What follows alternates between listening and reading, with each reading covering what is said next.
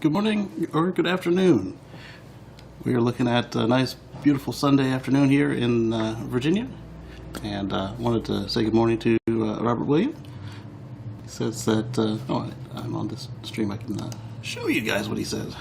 He walked to the shops today, looked at the charger, and $2 connection charge with 60 cents per kilowatt. That is, wow. That's a bit much. I mean, $2 to plug in is okay. It might be a parking charge, but 60 cents per kilowatt hour is quite high. I mean, it's what most places is a maximum about 15 cents per kilowatt hour.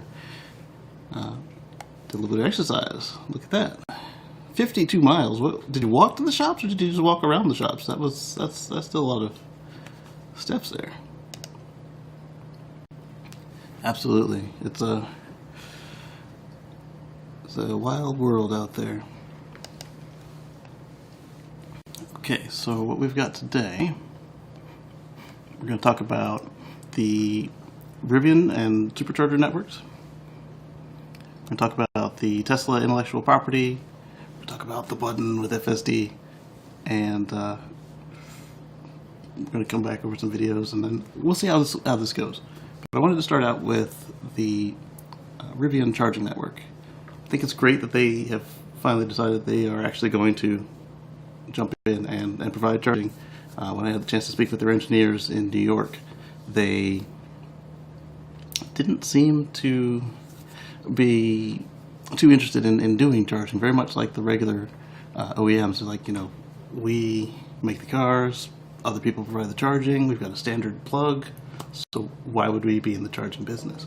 And I kept pushing on them, and by the end of the night, one of the engineers said, well, if we find a spot that our Rivian owners want to go that is underserviced by the third parties, we'll go ahead and we'll plug in some stuff there.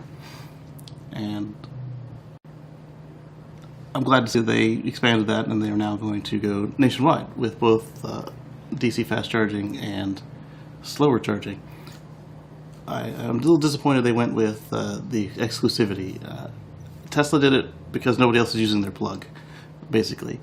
In Europe, it's a whole other story. In Europe, they're all using CCS now, but no other manufacturers have signed on to partner with them. But that offer is on the table. But as an owner, it's kind of nice to know you can pull up and nobody will be there bothering you. But that's only in the States and in countries where they actually have anti-icing laws, where a fossil car won't be parked in the spot blocking your way. Omar's in. Let's take a look and get him on the screen here. All right. Hey. Good afternoon, Omar. Good afternoon. How you doing today? Doing great. The weather is 52 here right now. It's sunny. Well, it's sunny here too. Excellent. Not quite as warm, but close to it. Excellent.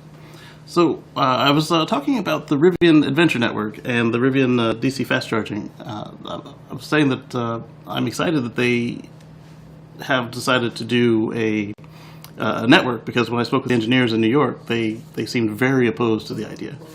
But I was a little disappointed that they went with exclusivity, because with the exclusivity, it blocks out some of the other owners. I mean, I understand that GM and them didn't pay in, but if you can charge the customer for their use and your customers can be free or reduced rate, then everybody wins. Right. Yeah. I think their strategy initially is they're just trying to. They want to. I think their exclusivity is so that they can try to have something kind of like what Tesla's doing, where Tesla has their own network, and their supercharging network is Tesla only. Yeah. So they're trying to add to that and say, hey, we have ours, so we want people to buy our stuff so that you're getting these additional places that you can charge besides Electrify America. And it's Rivian only. So if you want to be able to charge in these extra places where other chargers are not at, yeah, you got to have a Rivian. Yeah. The bonus with that, though, is that they are using a standard plug. So if they change their mind later, then they could just make an announcement, and then all of a sudden you've got Mustangs and Hummers and whatever else all pulling up where they are. The other thing is that if they're in enough places that seem really appealing, they may be able to get other manufacturers to partner on with them. And like you said, them using a standard plug, they can always change it. Yeah. And if they can get other manufacturers to partner with them, that could be another way for them to even boost up their network even more. Yeah, and with them having that standard plug and still being willing to partner, that would make them actually a lot more appealing to the other manufacturers than Tesla in the U.S. because they don't have to change anything. They just have to make sure their battery can take the charge, and that their billing system can handle it. So the Mustang, it IDs itself, say I'm VIN number 12,000, and then the network knows what to do with that. So if you were GM, it would be a lot easier to partner with Rivian if they weren't already partnered with Ford. It's definitely a lot of potential there.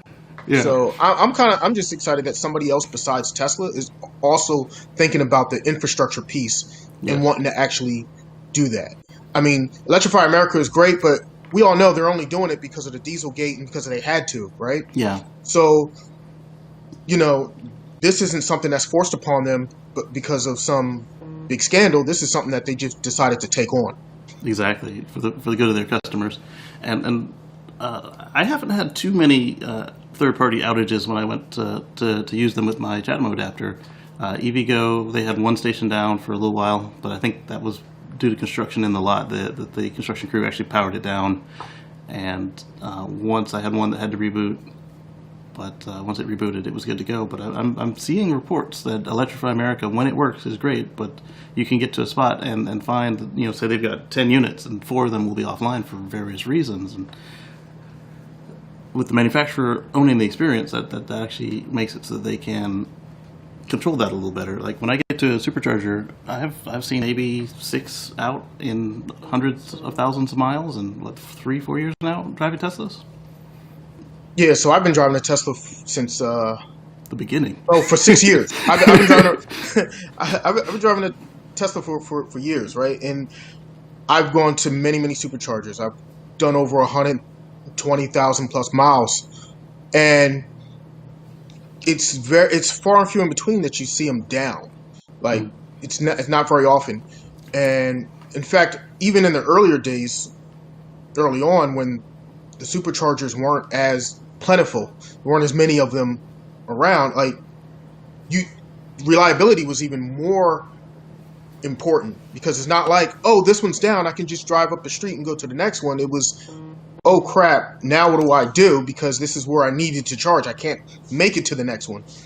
Yeah, exactly. So in that situation, reliability is even more important. But now that it's becoming even more and more common that they're just popping up everywhere, if one is down, is not as big of a problem. You can go to another one nearby. It's inconvenient, but not critical. Exactly. Like right where I am now, there's one supercharger a minute and a half of driving away from me, and there's another 15 minutes from there, and then 3 more, another 25 minutes of driving if I keep going. That's exceptional, because where I came from in Charleston, the reason I even own a CHAdeMO adapter is we didn't have any superchargers when I was there. There were just 3 EVgo stations, and then occasionally you might find something else nearby. And the nearest supercharger was Santee, and that was 45 minutes each way. So there was no, if you needed something in town, there was no topping it up. Now they've got a version 3 supercharger with, I think, 8 stalls right at the pizzeria, which is pretty cool. That's nice. Those V3s are awesome. It's funny because you mentioned the CHAdeMO adapter. When I first got my Tesla, I got my CHAdeMO adapter before I even had the Tesla. Yeah. Because my experience was I had a Leaf first, and with the Nissan Leaf, I was familiar with using CHAdeMO, and I knew that I pretty much knew where all those stations were in my regional area. Yeah. And knowing that, the Nissan dealerships had them and they were in a couple other spots. And then looking at, it's funny, the PlugShare app, where you see all the different types of chargers and where they're at. before I even got the Tesla, I was already mapping out road trips to places that I could go with the Tesla that I couldn't do with the Leaf. But at the same time, I looked at certain stretches, and because of my experience with the Leaf, I experienced a lot of times CHAdeMO stations that would be unavailable. They wouldn't work. And then you'd be stuck. And then next thing you know, okay, now I got to sit here and charge at a level 2 for a couple hours to make it to the next closest CHAdeMO, you know, because it's like, well, what else do you do, right? You had to. So because of that, I was like, okay, well, I need to have the ability to charge in as many places as possible, no matter what. So exactly. So that was why I bought the CHAdeMO adapter before I even bought the car. And what's funny is over time, the longer, you know, more time has progressed, the more charging is available, the less I needed that CHAdeMO adapter. And I have used it a few times, but very, very far and few in between. There was a spot in Maryland that was horrible. There was a supercharger spot where it was a temporary location in Bethesda. On a pallet? It was in Bethesda. It was actually inside of like a garage, inside of a parking garage in a mall. Mm-hmm. But the problem was, it was only 2 stalls, and it was just getting hit constantly. Like everybody would go there and charge, and it would overheat because of where it was located. It was too enclosed where that garage was at, and so it would charge really super slow. And what's crazy is I had to charge there, and it was charging so slow, it was like the same speed as a level 2. So what I did was I was able to leave there, go to a CHAdeMO station and charge up faster than at the supercharger, which is like unheard of because CHAdeMO's only, 50 kilowatts. But they've since gotten rid of that station. That's no longer there. They put the one in. They put up permanent ones in this place, and it's fantastic. But that was the only spot that I really remember that I constantly, because it was like in the route when I would drive down to Florida and whatnot, and it was in Maryland, so it was like in my route. Yeah. And so that's the one spot that I remember that I used to kind of cringe having to use that spot. My hit or miss one is Savannah Airport. It's not as bad now. They've got a couple of they've got Kingsland and another one nearby. That it used to be great. I still like the location because you get there, you park in the parking garage outside the terminal. You got a nice little walk on the way in, so you can stretch your legs, and it's all covered. So if you don't want to walk in the atrium if it's raining or snowing, then you can just walk in there and then get your pass stamped, and you can come back out. But for a couple of years around when I got my Model X, it started having maintenance issues. Like they just weren't doing it, and so 1 or 3 of the stations would just be like incredibly slow. We're talking like 20 to 35 kilowatts, and it's like, come on, Tesla, fix this. I know exactly what you mean, because that's one of the stops that I had to stop at that I relied on. And what's funny is that spot, I used to have to make sure I charged up almost all the way to make it to the next spot on my way to Florida, because in the early days there was Savannah, there was that airport, which actually I like that spot because that airport's really clean, it's nice, you can walk right in and you go there, use the bathrooms, whatever you got to do, and it's actually a really nice spot. Yeah. But I used to have to, but between there and the next spot, which is in Florida, I had to, it was like a long stretch. So I had to make sure that I was at least like 85, 90% to make sure I could make it. Absolutely. Where now, it's because they've added, more spots in between, it's not a concern. Yeah, that's how it was for us. We found that each time we had to evacuate for a hurricane with the Supercharging Network, it's gotten better each time we had to do it. We first we went north to North Carolina, and we ended up having to bypass Lumberton, which wasn't easy the very first time we had to do it. And the next time, there were more options that we could go when Lumberton flooded, and we could go around it. And the last one we had to do, we actually evacuated to Florida, of all places. And that's where the Savannah Airport got us again, because then one of the stations actually was gone. We had to wait, 8 minutes, because it has 6 stalls for a reason. They did the math, and so when one was down, we ended up having to wait 8 minutes, and then the guy behind us had to wait 15 minutes because we took too long, and I'm sure that cascade didn't help, but. I mean, that's what it's like evacuating during a hurricane. And we saw with Texas, most people, their vehicles are already charged for the night. So, this charging network and the idea of an EV in general for just unplugging and going is great. Well, what's funny about that is, like, a lot of times my people that I talk to will ask about that, and one of the things that they'll bring up is, well, hey, what happens if there's a power outage and if your car's not all charged up and then you can't go anywhere and blah, blah, blah. I'm like, well, first of all, it's out of habit. As soon as I get home, I just plug my car in. Yeah. So it's always charging up anyway. So it's always pretty much charged. And if I have to leave, well, I already have a nice, good charge that I can get away from that area where the power outage is and go somewhere else where there is power to charge up. Exactly. And I said, well, what happens if, to gas stations? Guess what? If they don't have power, the pumps don't work. You can't get gas. Give me a straw. So you have the same problem. Yes. Well, but unlike gas, you don't ever, because we're always charged, you don't end up with that situation of, I was going to go to the gas station 2 days from now because I'm on quarter, I'll be fine. I always have it so I have enough charge in my battery that I can boogie out and get out of state. It doesn't matter what state I'm in, except for maybe Texas or Alaska. I can get out of the state before I need to plug in again. And if I know there's a disaster coming, like, for sure we're going to lose power, I'll go ahead and I'll charge it up to 100 if I have to, but usually 90% is plenty.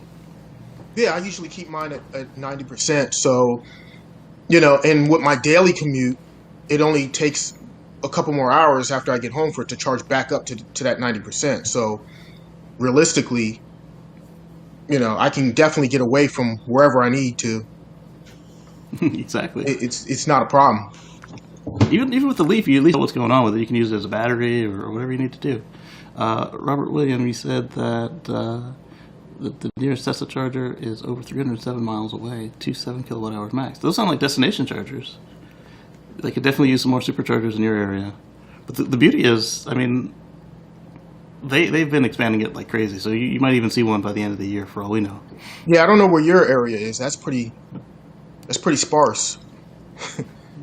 Yeah. But like you said, the good news is they're constantly adding, so it can constantly get better. And like for me, like I said, having the ability to charge at home. Hey, Joseph. Having the ability to charge at home, though, that's the most convenient part for me. It's people say, it's going to take you so much. You're going to spend more time sitting around charging, and you're sitting around at a charge. No, it actually saves me time because I charge at home, so I don't go to a gas station. That's a stop that I don't have to make on my way to work or on my way home from work or whenever. It's just always charged. I can fill my tank in 2.5 minutes. 83 gallons. That's fantastic. I can plug in like 3 seconds. You don't have to get out of traffic, find your way in, wait in line, plug in, unplug. And in these pandemic era, pandemic times that we're in, I don't have to worry about everybody else done touch that same handle from that gas station or whatever. Guess what? Yeah. I'm at home plugging in with my own plug that I'm the only person touching it. Exactly, because the next one could be a contact virus. One like instantly you touch anything and you got it. Versus like was it like a 10% chance you can catch it off a surface, but like 100% you catch it out of the air if you're in the right conditions. Right. So I mean, I would rather. I mean, the gas handles are dirty before the pandemic. I mean, especially the diesel ones. The diesel ones are slimy. But so the only time that's the beautiful thing about me. I live in New Jersey, so I wasn't pumping my own gas. That's true. Still aren't. But then you gotta wait and you gotta tip the guy. And, then you gotta wait and all that. Yeah. But the only time you'd have to wait in line is if your wife switches over to, or when your wife switches over to EV. But at that point, it's just a matter of the car is coming and you can go ahead and install the second charger, or you guys can adjust your schedules that way. Well, I've already planned ahead in that, so I installed another outlet inside my garage, so she's good. When she gets hers, no problem. She has her own plug already.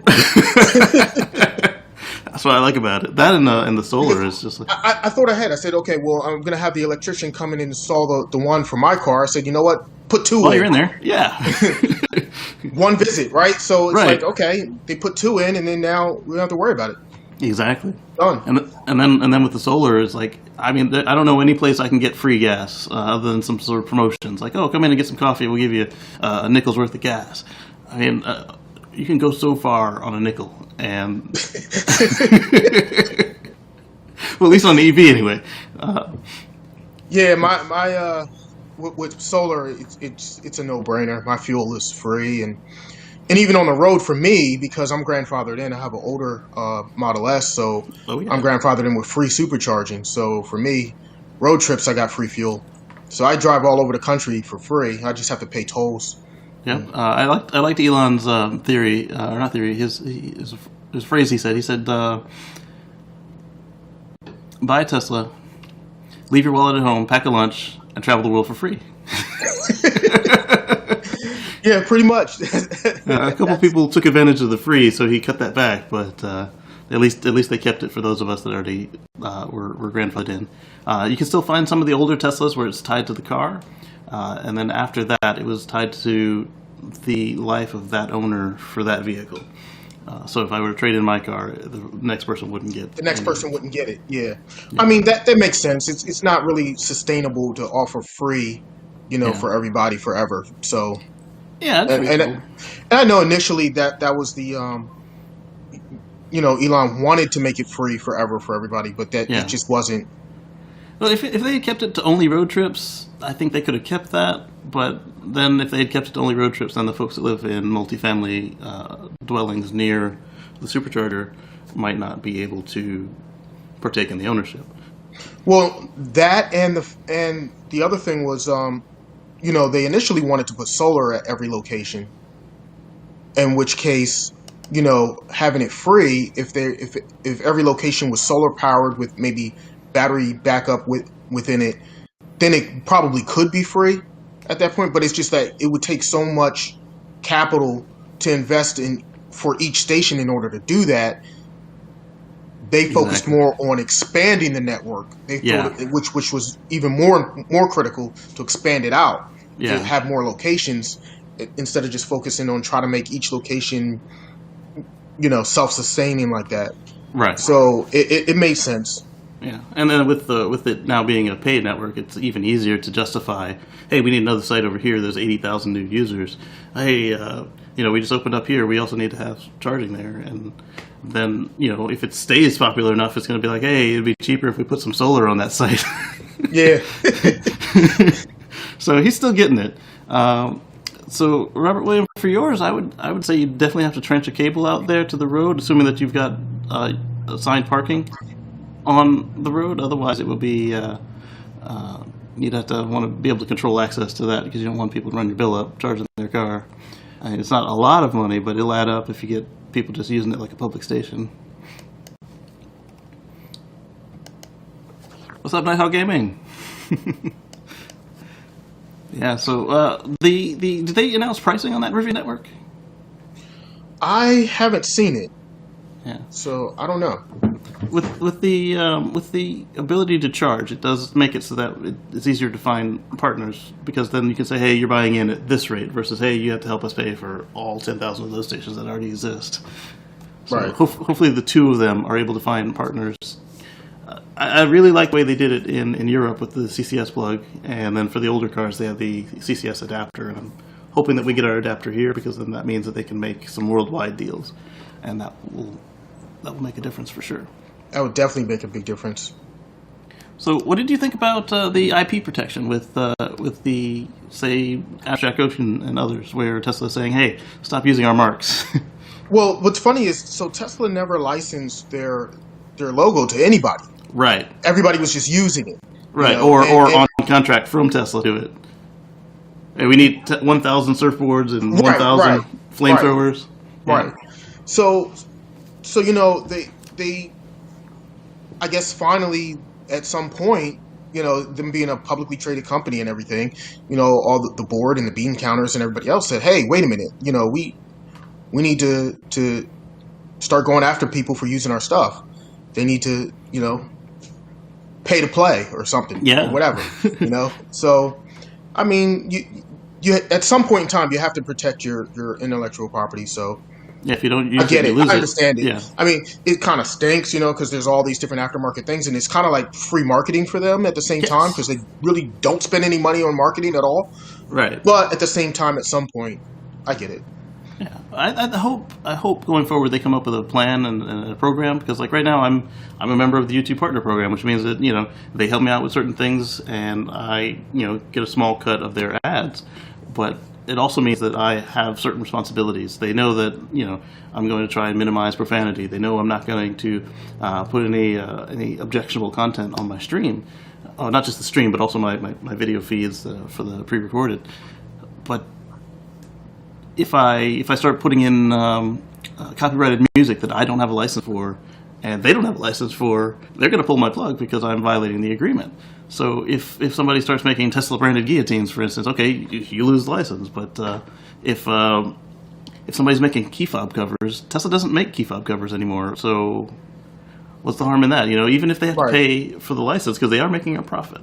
But even smaller stuff where they're not making a profit, like somebody's mom on Etsy is knitting Tesla mittens, like right. Yeah.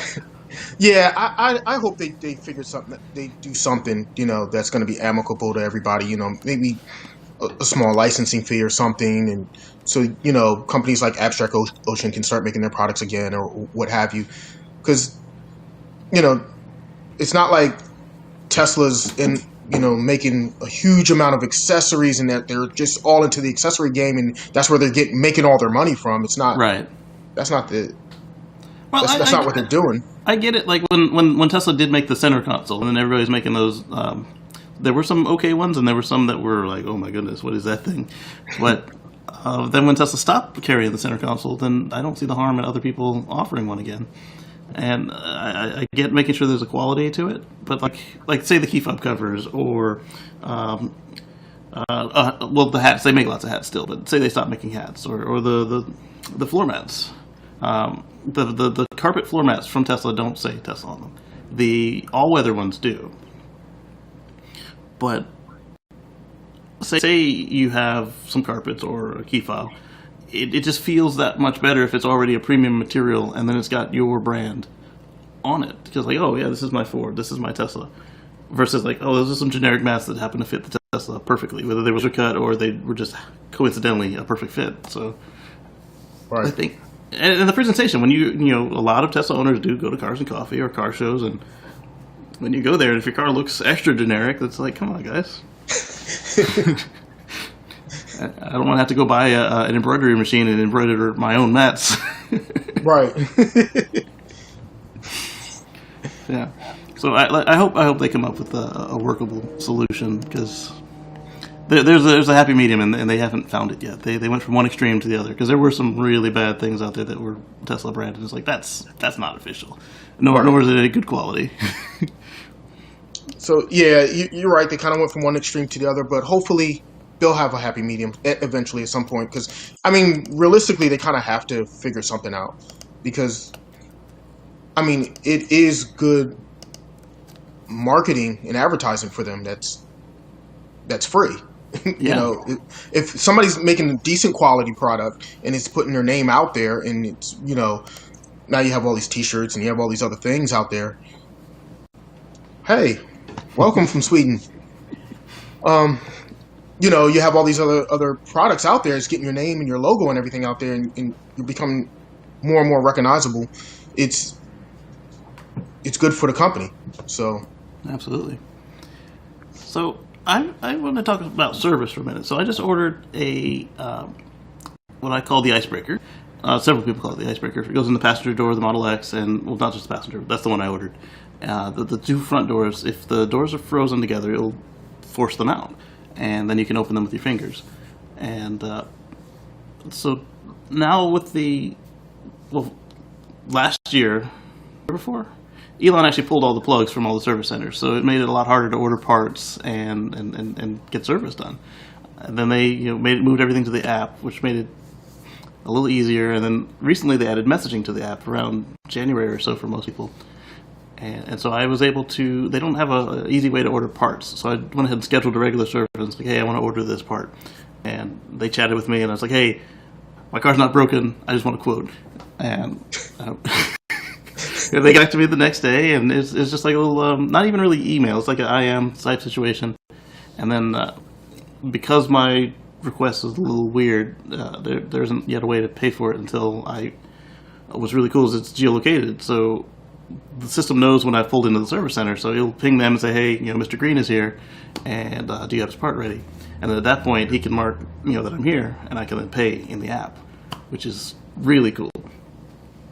Paying in the app's convenient. That's Yes. really cool. That's funny. I just had I recently had a service.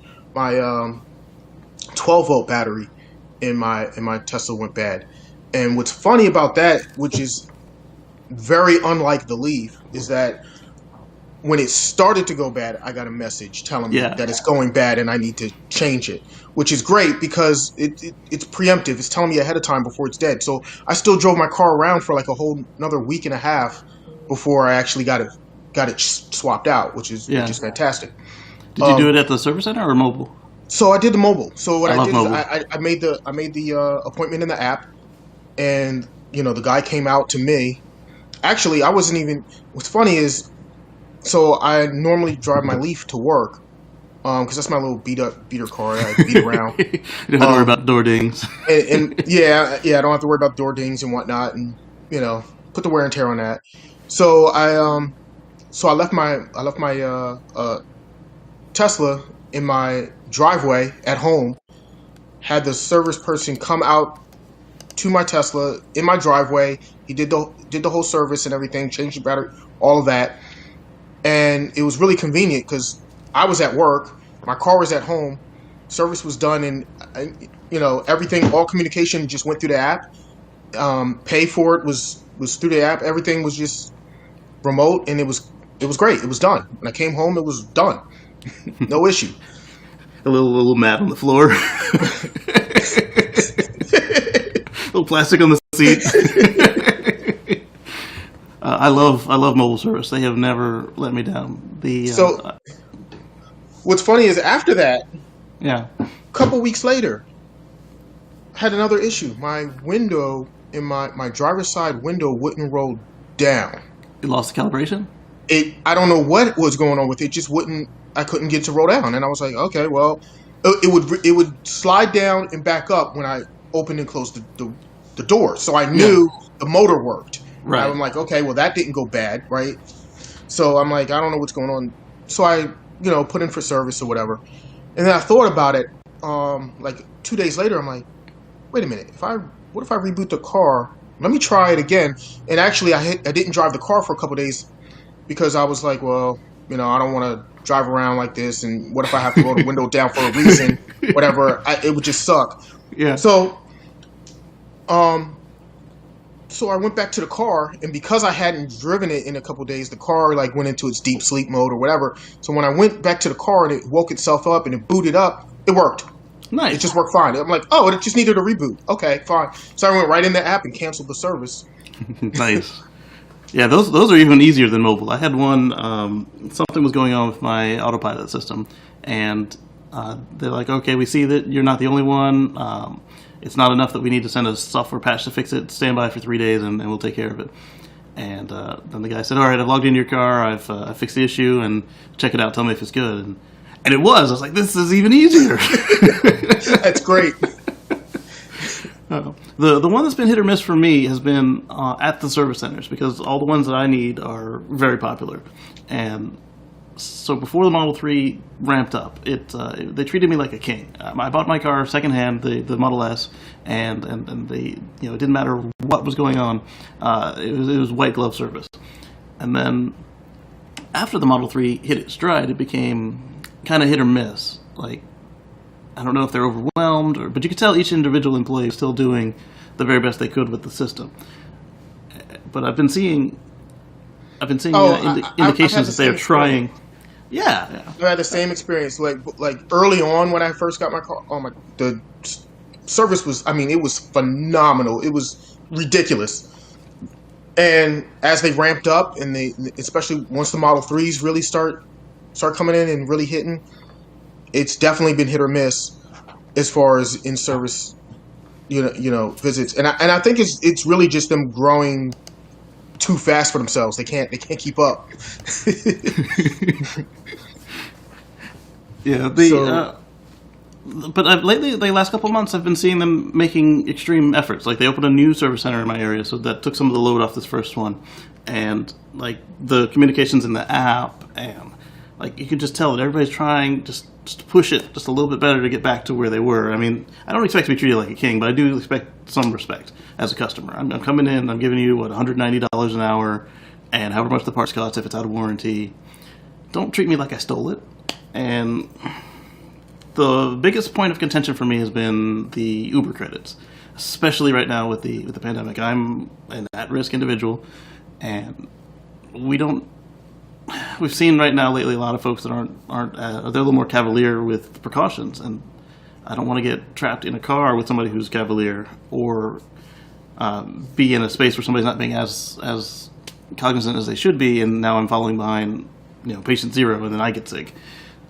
There were other cases where I've worked on a facility that you can't have visitors or electronics. So having to take the Uber to the facility means that you're now walking 2 miles to the office from the front gate.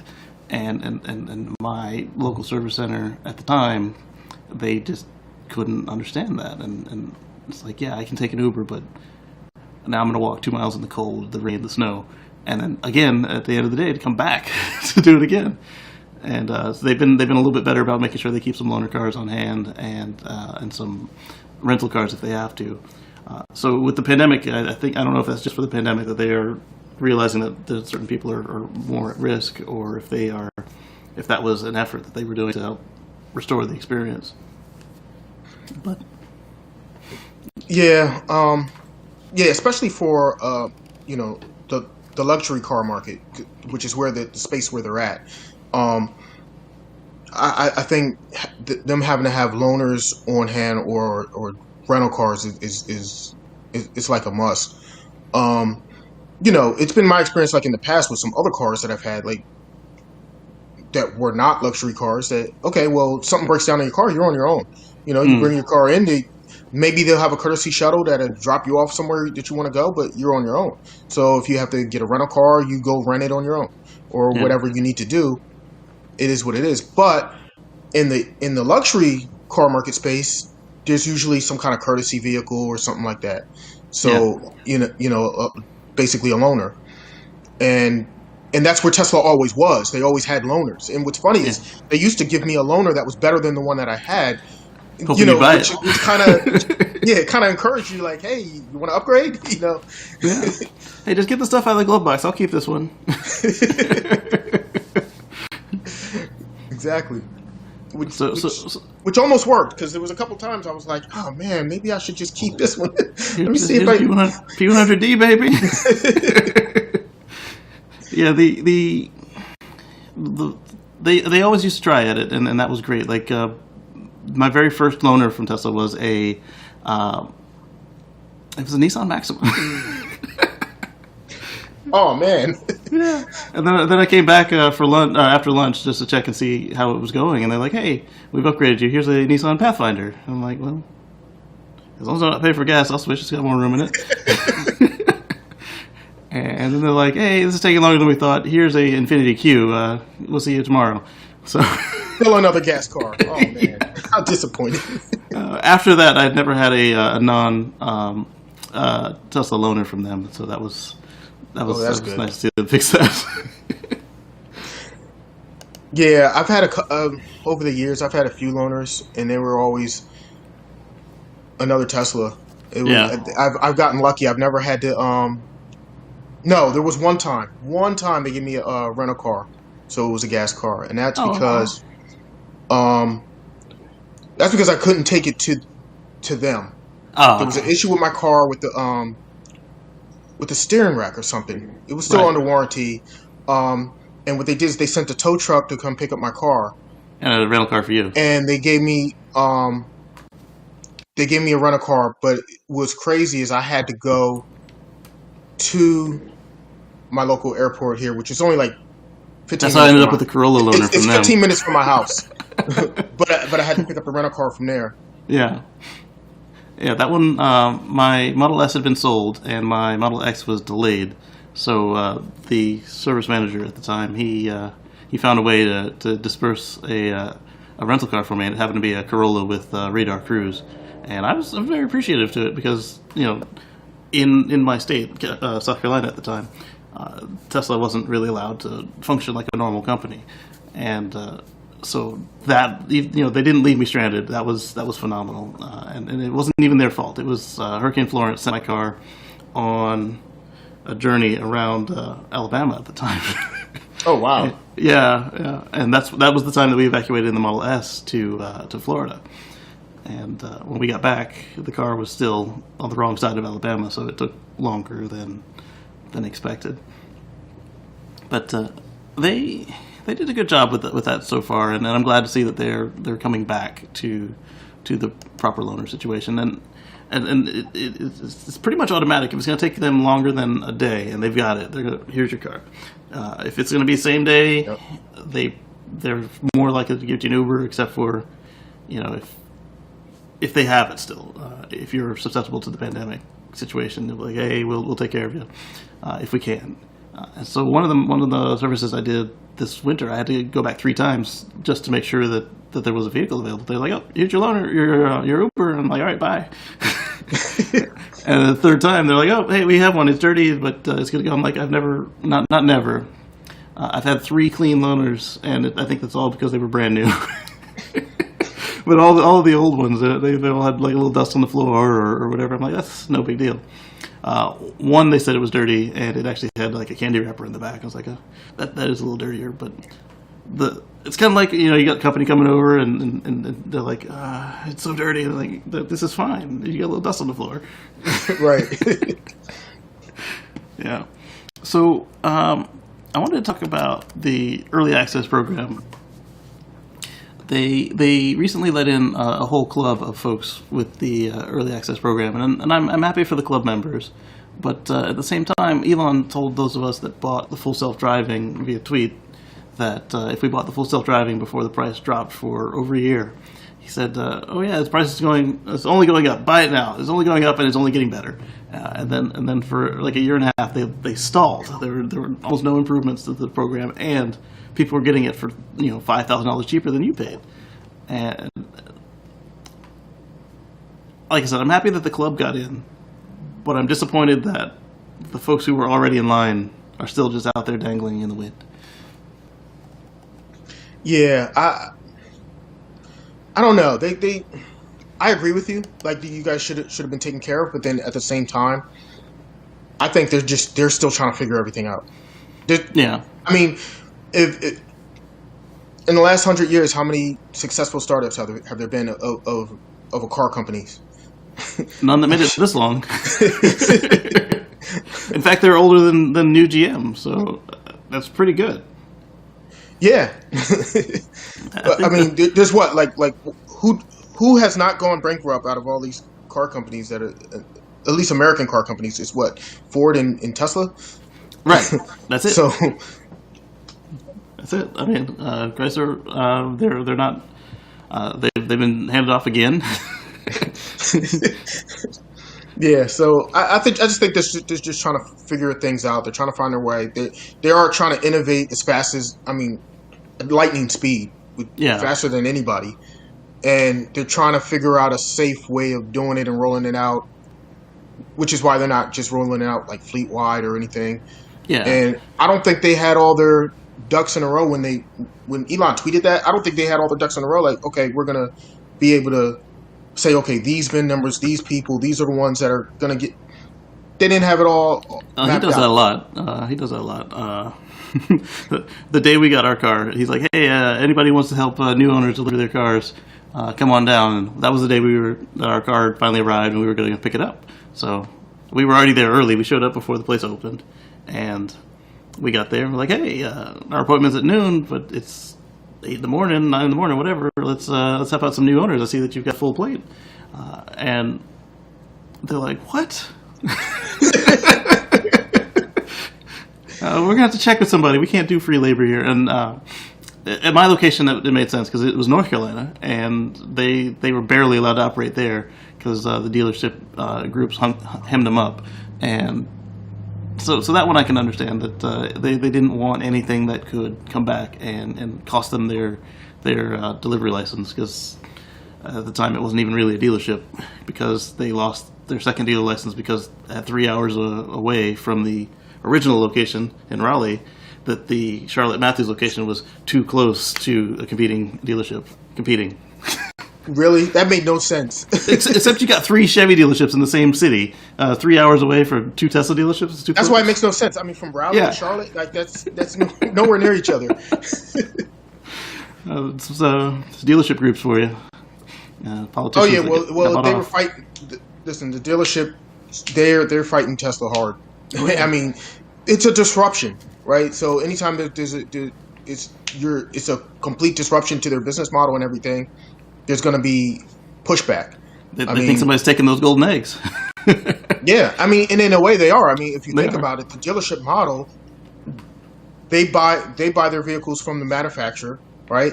And then they sell the vehicles to you for very little profit, but then they turn around and they make all their money off of the service. Yep, or used cars. Right, or used cars. Yeah. So Tesla's totally disrupting that, because they are the manufacturer and they're selling the cars directly to the customer. Yeah. And then they're selling EVs, so it has less service, so you're going to make a lot less money off your service department. So it's a complete game changer. And now what really ticks them off is that now they're forced. They have no choice. They have to start going the EV route. So exactly. all those dealers are now going to lose money off of their service because they're now all having to do EVs. Yeah.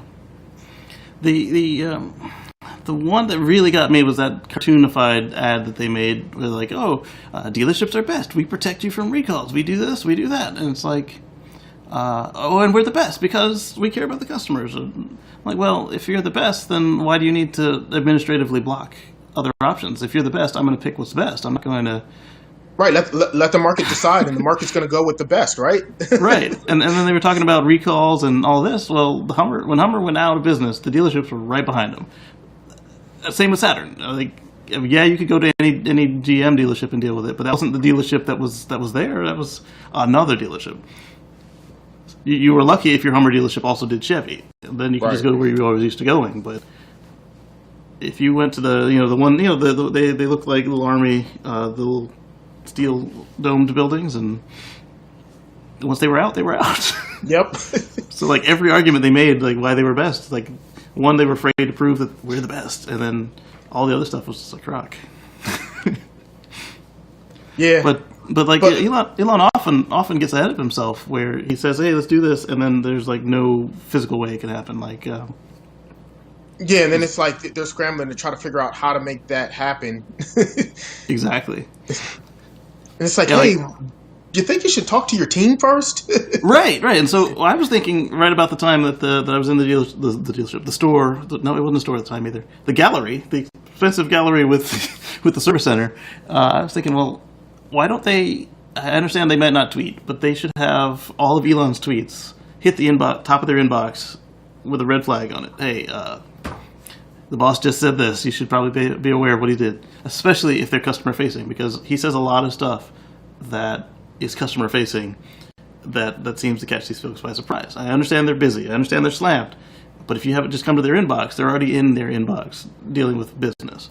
So now it's just a matter of, he said this thing, or, he just said something. Let me finish this customer and make sure that whatever he just said doesn't affect me. Because if he just said, hey, we're going to do the service for free, and the customer's in for that service.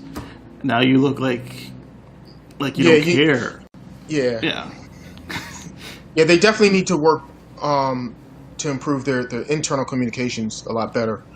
I mean, and I know for a while there, like the internal communications was really bad. I had a friend he was trying to buy a Tesla, and it was the vehicle that he wanted was actually physically located at another Tesla location, but the one that he was gonna pick it out, and then there was all this back and forth communication about where the car was at, and oh yeah, your car is in, you can come get it, and then it was like, oh no, it's not really here, and then it was all this weird.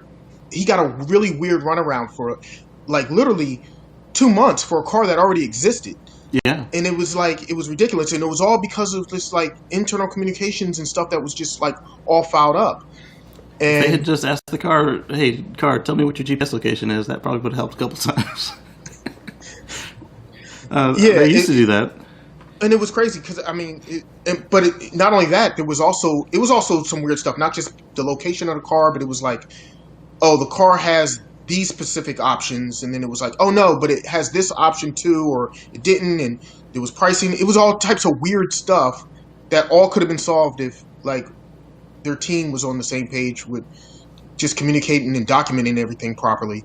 Yeah. And then if it would have been, it seemed like something that could have been really simple and could have been easily solved, but it was a mess, and it's like it didn't have to be. Right. They seem to be making some progress on this as well, but like when I bought my car, the new one, the Model X, and two of my friends bought their Model 3s, Nevada, man. Thankfully that they solved this by just shutting down Nevada, but they cost all three of us they cost all three of us issues. Two of us, they cost us our rate with the credit union because they took so long to get the paperwork that was already done. They just wouldn't give it to us. And then the third one, 86-year-old man, they're making him run down to FedEx at the last minute to get some paperwork out. It's like, he's paying cash. Well, he's stroking you a check, but he already had it all in order. You could have let him know a week ahead of time before having him scramble to go do something. I mean, right. He's been around too long to be dealing with this crap. Hey, Tiffany. Hey, Tiff. So while we're talking about Elon being able to be so far ahead of the company, let's talk about the button. The button. So, the infamous button.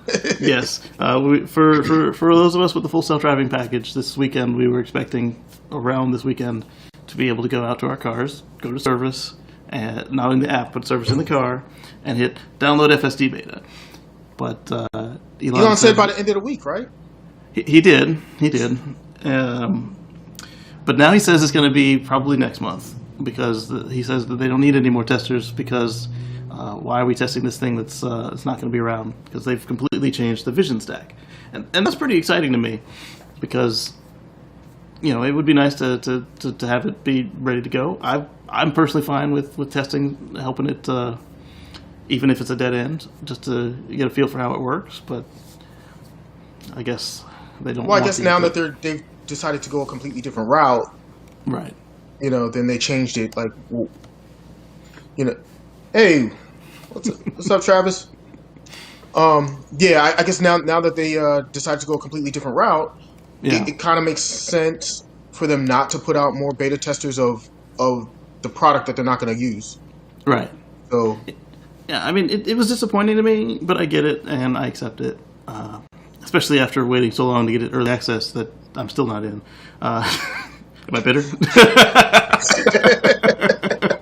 Like I said, I'm not mad at the people who got it. I'm just disappointed that the company is not following through with what the boss said. And he hasn't come back and said, hey, we changed our minds, I spoke too soon or anything like that. So it's like, come on, guys, just give me an answer. Don't leave me hanging in the wind. What's up, Clayton? Hey, But so for me, it's I'm not disappointed at all. But I've been seeing online a lot of people are just angry. I mean, yes, he delayed it a little bit, but if you use Elon time, I didn't expect it to actually happen this weekend anyway. I was expecting next weekend because usually when he's close, he sandbags sometimes. So like with the Model Y, it was 11 months early. But other times, the Model S, the Roadster, new Roadster.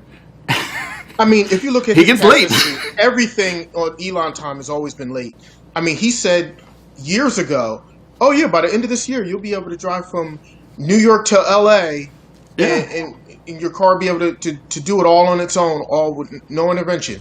He said that my AP1 Model S would be able to pull that stuff out of the garage if it was not plugged in and meet me at the front door to go.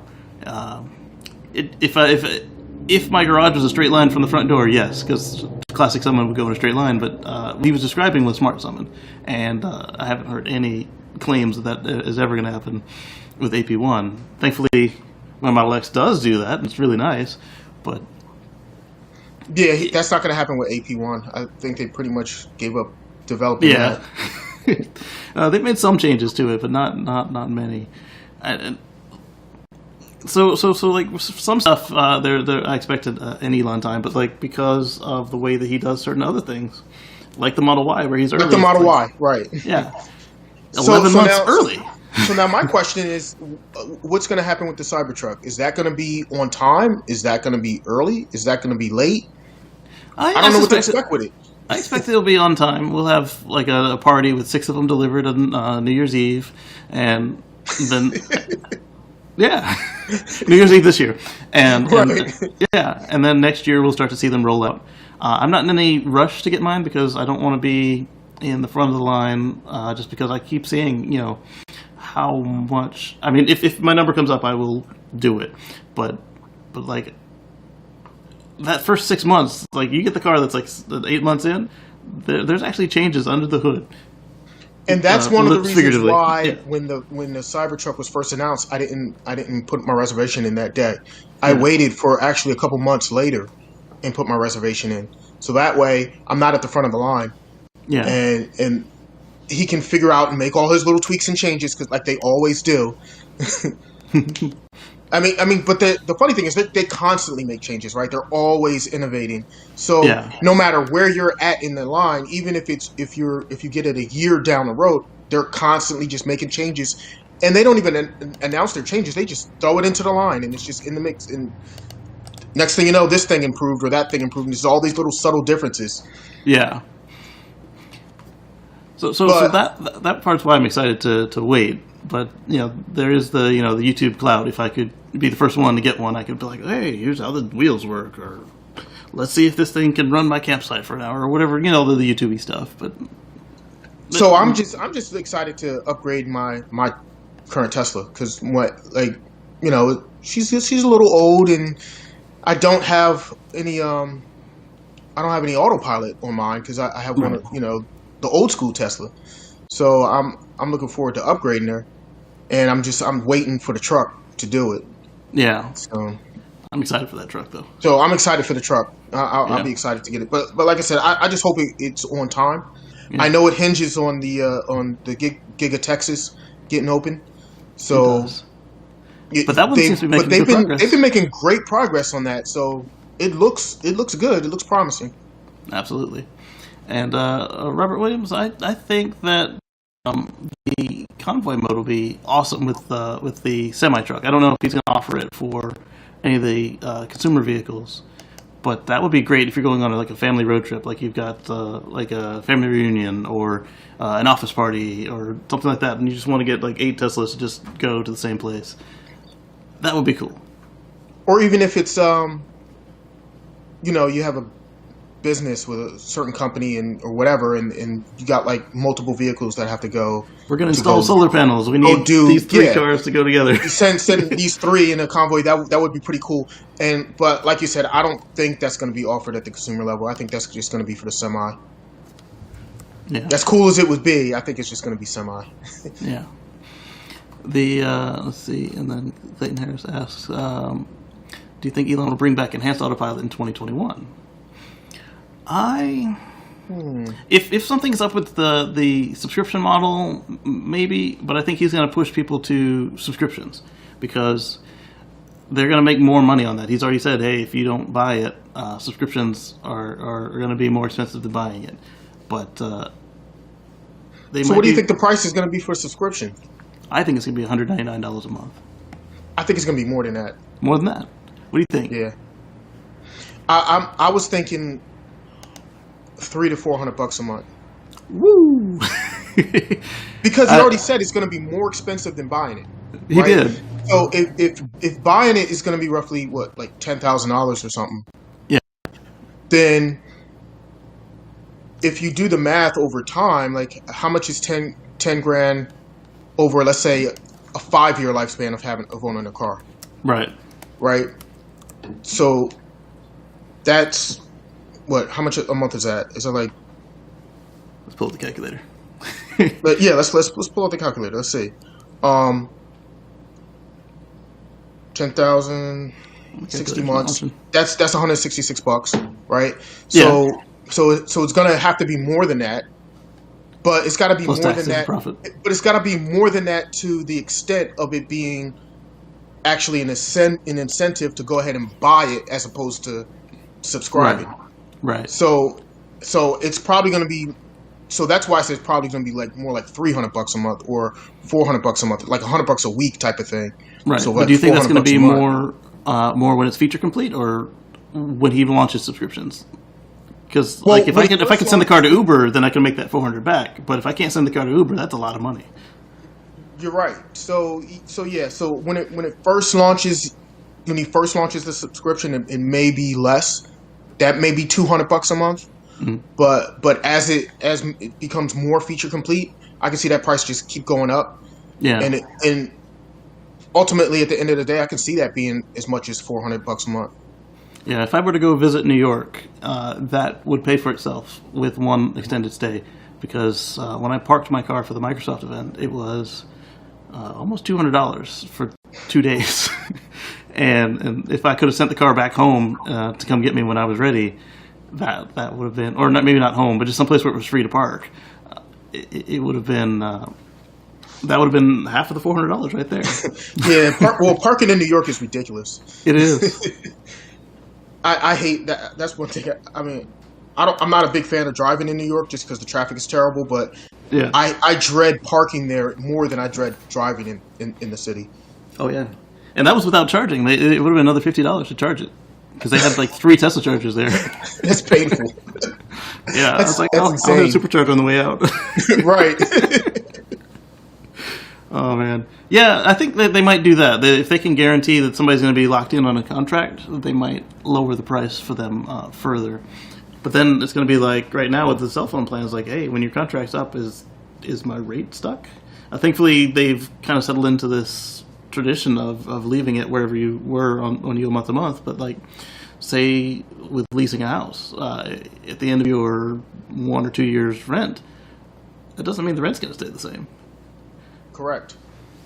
And I think just looking at how their pricing's been all over the place with that, I think as more features roll out, they're just going to increase the price. So yeah, maybe they'll lock you in for like a 3-year agreement or something like that for a lower price. And then after that, increase the price on you, probably like dramatically. Yeah, I think it would be cool if they locked it in at whatever you came in at and they just honored it, because it doesn't actually cost them hardware-wise anything extra. And it doesn't cost them anything. It's just the software. Well, I mean, it's costing them the R&D, right? Right, So right. But they're still making money over the people who bought it outright. So they now that they've got this revenue stream, it's not what they want, but it's this revenue stream that keeps coming. Unlike people like me who, here's all your cash, don't bother me again. Right. Yeah. So that would be a good customer service move for them to just lock you in at whatever you buy in at, and maybe a grace period if for some reason your credit card changes or something and you forget to change it with the system. But then if you disconnect or if you let it lapse for like 2 months and then the price has gone up since then, okay, now it's $400 a month or whatever the current rate is. I get that. That would be fair to everyone. Well, that would be a fair way to do it. We'll see what happens. Yeah. So I mean, and then there's some people like that might want to just do a month-to-month basis. So like maybe, I got a road trip coming up, so I'm going to rent it for this month for my road trip, and then the rest of the time I don't need it, so I'm just like our friend Jen. I don't want it. She just doesn't do that much driving, and so for a road trip it might be nice, but for 11 months out of the year, she doesn't need it. So for her, it's a savings, and for them, they still get some money they would not have seen from her. Right. Yeah. So that's a good idea. So for the people that are mad about the button, I get it. I wasn't expecting it this week. I'm a little disappointed we got to wait another 3 weeks, but I'm cool with it. But do you it's think disappointing? It's disappointing, yeah. But do you think? I mean, would you rather have the button now and have it what it is right now, or would you rather wait and then when you get it, it's even better than it would have been now? Right. I think that part will be cool, but I don't know that it's fair to be upset and angry about it. I mean, he didn't promise it. He said he's going to try, and I just know that somebody's going to be out there going to ruin it for us if it's that bad that it's not, that it's worth waiting, that they don't even want to continue to develop this branch. I could see some TikToker like that guy whose mom was recording him pretending to sleep in the back seat. That's and I'm glad to see that they removed people from the program, so that's even more comforting. But I don't know that we have any right to be mad at it. I get, yes, we paid our $5,000 to $10,000 depending on when you bought in and if you got in on a discount period. I just don't know that I don't know that anger is the right response to what we're working with here. But I can see why people are disappointed, though. Yeah. In my Tesla minivan.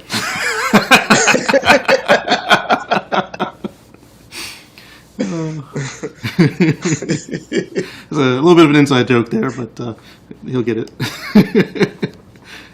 You don't have FSD, the odds of getting a button on your screen. I think that what's going to happen is that we will see, maybe not EAP come back, we might see an FSD trial, and then when you click that button, they'll automatically launch you into the trial, and then they'll say, hey, all right, trial's up, do you want to buy it?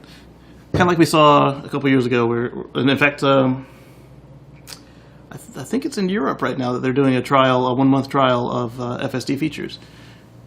Although it's not as capable in Europe, thanks to their traffic regulators. Their regulators. They have to nerf it over there. If the car turns too sharp of a turn, it's beeping at you as if it's about to crash into another car, which is... I like the idea of regulations if they're based in science and fact, but just because we're scared of something new, I don't think that's a reason to... Well, you see that a headline of, a Tesla crashes or whatever, and that's what I'm afraid of with the beta. On autopilot or whatever, yeah. Right? And it's because that rare instance where the car doesn't handle it properly and does crash, that one rare instance, or that, couple times out of how many miles driven,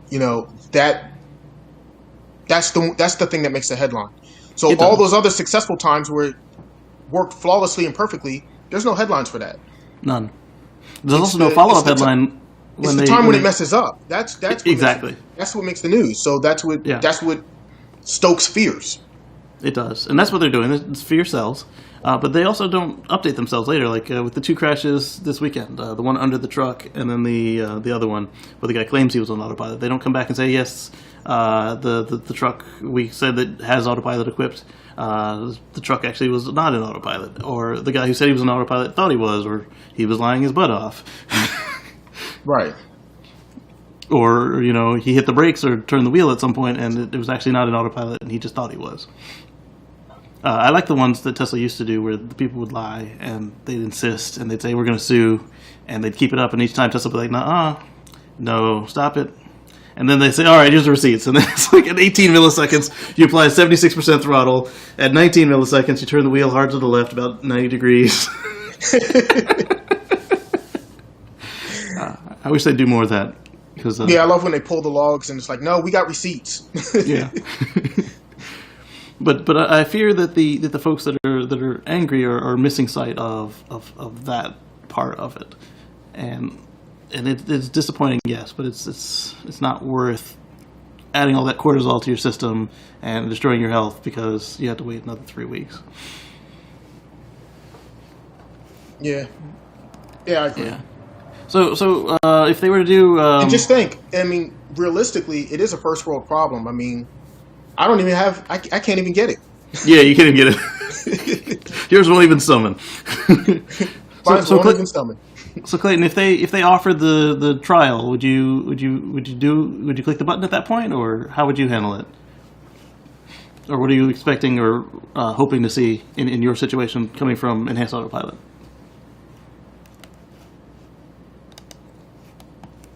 And then while we wait for him to answer, let's talk about. We already talked about the service and the charging networks. Oh, where was it? He says, "Hell yeah!" With a quickness.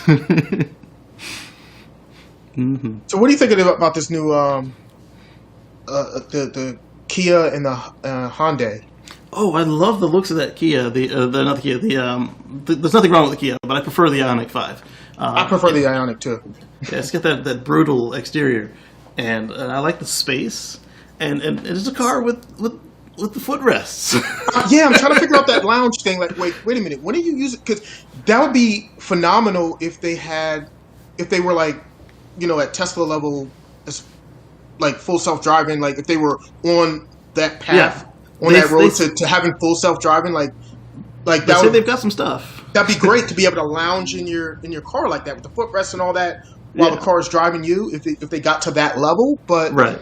I don't see them being that far ahead, that far advanced to where that's going to be coming anytime soon for them to be able to do that. I think they might be able to match Super Cruise today, especially if they buy the Mobileye system, like the company that Tesla used to use for their Autopilot 1, but the new one, like Super Cruise has with the two eyes. Well, I could see that happening, but that still would be at the level of you still have to be ready to take over immediately. Right. And if you're at the point where you're ready to take over immediately, you're not lounging all the way back. Right. And they are a traditional auto company. They're not going to, I mean, they will do updates, but they're not going to do, unless they sell it for a monthly plan, they're not going to say, hey, your car is shipped with all the hardware, and they're going to say you need to buy the 2028. They're not going to say, hey, we added it to your 2022. Right. Right, exactly. So, but, I mean, it's great if you're, while you're waiting for your car to charge or something like that. I think that's what they probably planned it for, is when you're on the Electrify America, you plug in, you kick back and you wait a little while. And yeah, it's good for that. Yeah. So there's a guy I'm talking with on Reddit who is a taller guy. I know you're a taller guy. And he's having trouble getting the seat in his Model 3 set up a way that you find, that he finds is comfortable. After a little while, it starts to hurt him. How is your seat configured in your Model S?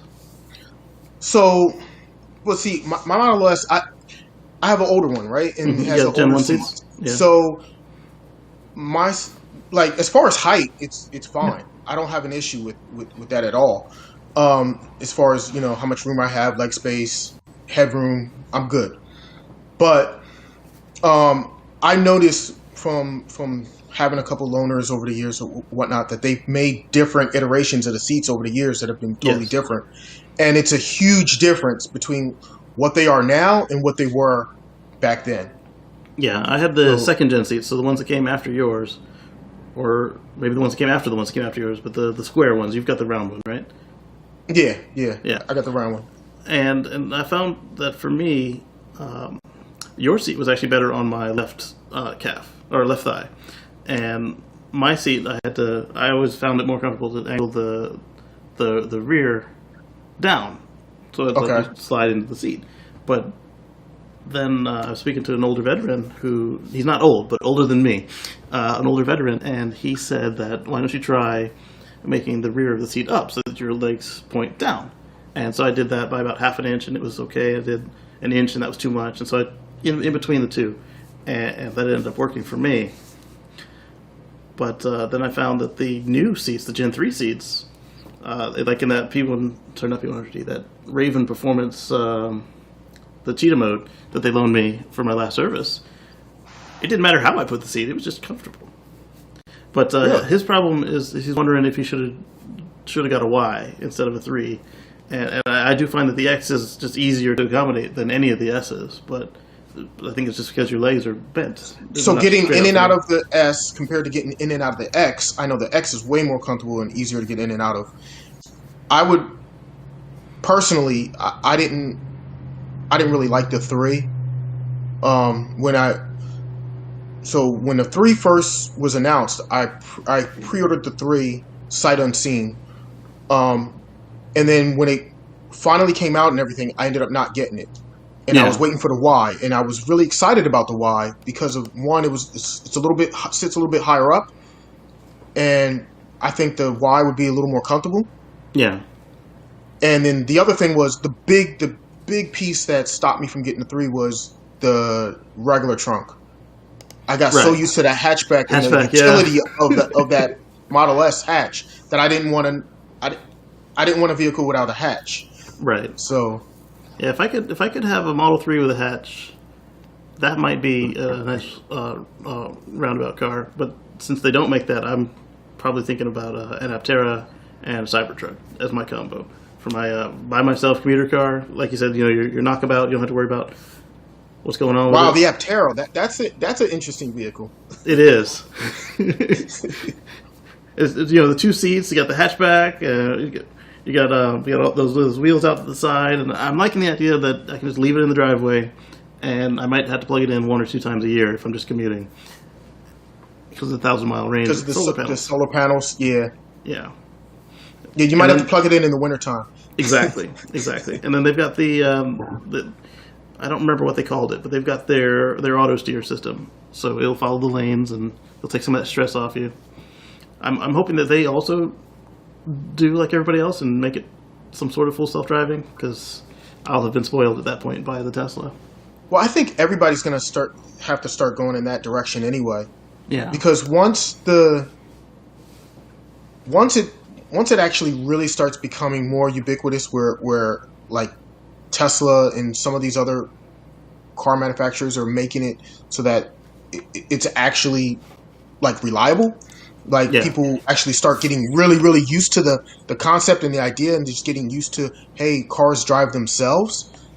Everybody's going to have some type of self-driving in all their vehicles, because nobody's going to want a vehicle that doesn't drive. What do you mean that I have to do all of the driving myself? I sit in traffic? I could be reading a book in traffic. Right. Like our friend Travis says, I hope that they don't all become actual literally breadbox shaped, because that will be boring. But I do hope that while we still own them, obviously it doesn't matter what it looks like when you don't own them, but while we still own personal cars, I would like to see them still have some flair and some style to it. But I would like to be able to just be able to swivel the chair around and read a book or talk with my wife or whatever, And yes, Robert Williams, the Kias and Hyundais had a battery flaw that they've since corrected. I think it's going to be the most expensive recall in quite some time. But they're going to pass it on to LG because they say it was LG's fault. I think the only question now is if LG is able to find a way out of it. They can say that Hyundai used the wrong charging profile. Which recall was this one? This one was the Hyundai and Kia. Was this LG batteries on their EVs? Yeah, on the EVs. Okay, so they also had another recall on the Hyundai. Was it? They're gas cars. They're gas cars, yeah.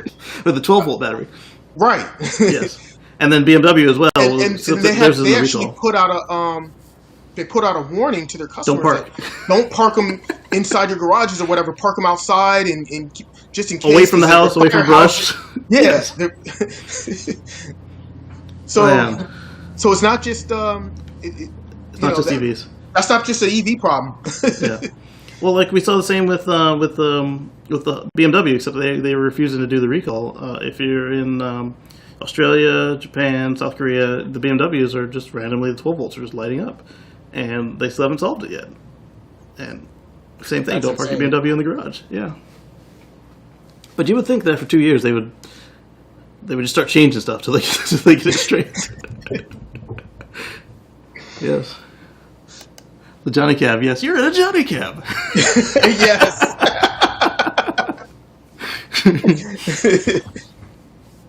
Maybe that'll make people feel more comfortable with self-driving cars. Put a little autonomous little robot in there, make you think that it's, make you feel more personable. Maybe. But back on the Hyundai and the Kia, I like that on the Kia, I like that it was a little more professional and luxury looking. But for me, I would pick the Hyundai because it has all those angles like the Cybertruck, and it's got all the cool tech inside. Whereas the Kia, everything looks soft, and there were still two screens, but it looked like it was easier to operate. And I don't know. I liked all the tech with the Hyundai. I like that one better than the Kia. It seemed more futuristic to me, especially with the heads-up display and all that other stuff. And then I really like the two-way charging. So I like that you can plug other things into it. Yes, and pull juice out of it. Yes, especially like where they was it 3.3 or 6.6 kilowatts they're allowing you offload, so you could run the dryer and the oven at the same time, or you could run the air conditioner and keep the fridge cold. Right. That part, like use it for like a backup generator. Like, oh, I got this huge battery just sitting here. Exactly. Let's use it. Yeah. That part I do like. Well, with the Cybertruck, you'll be able to do the same thing as well, because that has, in the bed of the Cybertruck, there's a port for like a level 2 amount of power that you'll be able to draw off of it. So you'll be able to do the same thing with that. Yeah. I'm gonna share a picture when it comes to utility,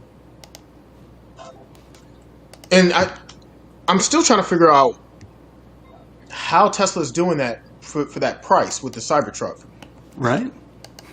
That price is just incredible. Like, was it $39 to start? It's even cheaper than the Y. Yeah. So here's the angle on the Ioniq 5. I just like the way it looks. There's another angle on that. That's a nice futuristic look. I like that look. The only difference between this and the other one is it's got the actual mirrors on it. There we go. There's the one with the mirror. So that's the real one right there. Doesn't look any different than the concept. Right. And then what was the Hyundai EV6? Yep. Or Kia? The Kia EV6. I think that's what it's called. Yeah. I mean, you can tell it's the same platform. I wish I told it I wanted big pictures. But yeah, it's definitely the same platform. I mean, they're like that line is just beautiful. Or whatever. That's a nice looking car too, but out of the two of them, I'd prefer the Hyundai. Absolutely. But that's the other beauty of it, is they have now two cars they've built on the same platform that are completely different style wise. So you can address that many more customers. As long as this has the power offload, I think that this will sell just as well as the other one, if not better. Let's see what else we got. Now the question is, how many of those things can they make? How much can they produce? The issue that I have with all these, with Hyundai, Kia, all these other car manufacturers, is about the actual mass production of them. How many cars can it? Because they're going to run into the same problem that Tesla has right now, which is they can't make the batteries fast enough. Right. They can't get enough batteries. GM and VW are making their own battery plants because of this. But right. And Tesla's making their own battery plants because of this. So several of them, yeah. Right. But I mean, how long is that going to take for them to, get those plants online, ramp them up, get the production up and everything, and start really mass producing? If you give them all the money, 1 year to build a building and then another year to spin up the plant. So they're 2 years behind if they haven't already got a plan in place. And I've only heard of VW and GM as actually doing something about it. And then just now... and GM's going to need a lot of battery, especially for that Hummer. Yes. That thing's it's huge. That thing's going to need a huge battery pack. Yeah. But like with the I don't even think Ford is making their own, are they? They're buying them, right? I think they're buying them. Ford. And so anybody who's buying is now at the mercy of the market because everybody else that's building their own plants is still buying them. Like Tesla is buying everything they can get their hands on. VW, same. And yeah, Tesla's buying as many as they can get, and they're making their own at the same time. You know, I don't know. It's going to be a battery war. Yes, it will. Clayton, I think that the next one is coming up soon. We'll make an announcement and we'll spread it around.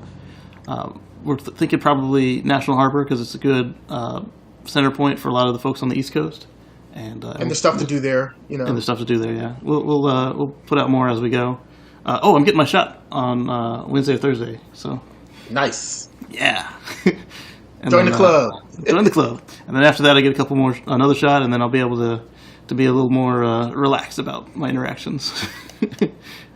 Robert Williams says he's looking for recycled batteries to put them in the landfill, or that people put in the landfill. That's a big argument that people have right now with the batteries. Is that what are you going to do when the batteries are dead? They. So the batteries can be recycled.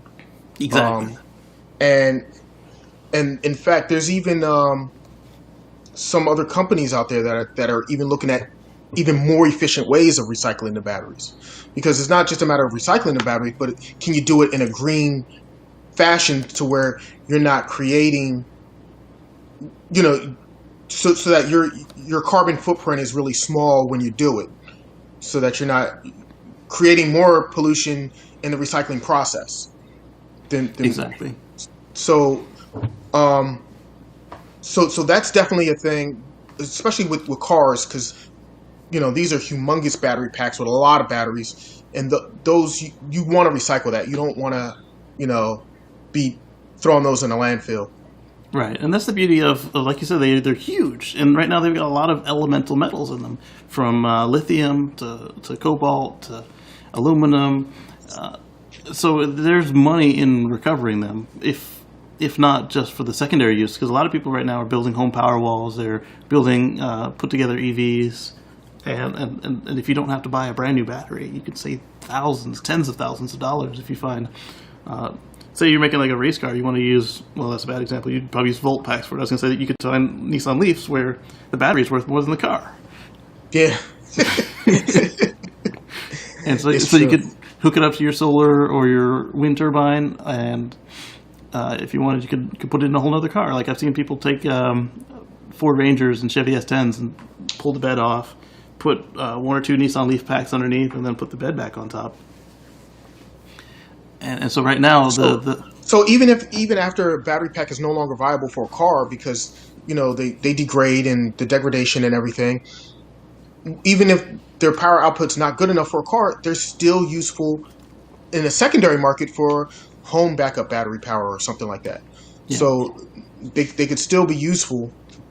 And then once they're no longer useful after that, then you look at the recycling, which that's getting better and better over time. So exactly. The more time that goes on down the road, the more efficient that's going to become.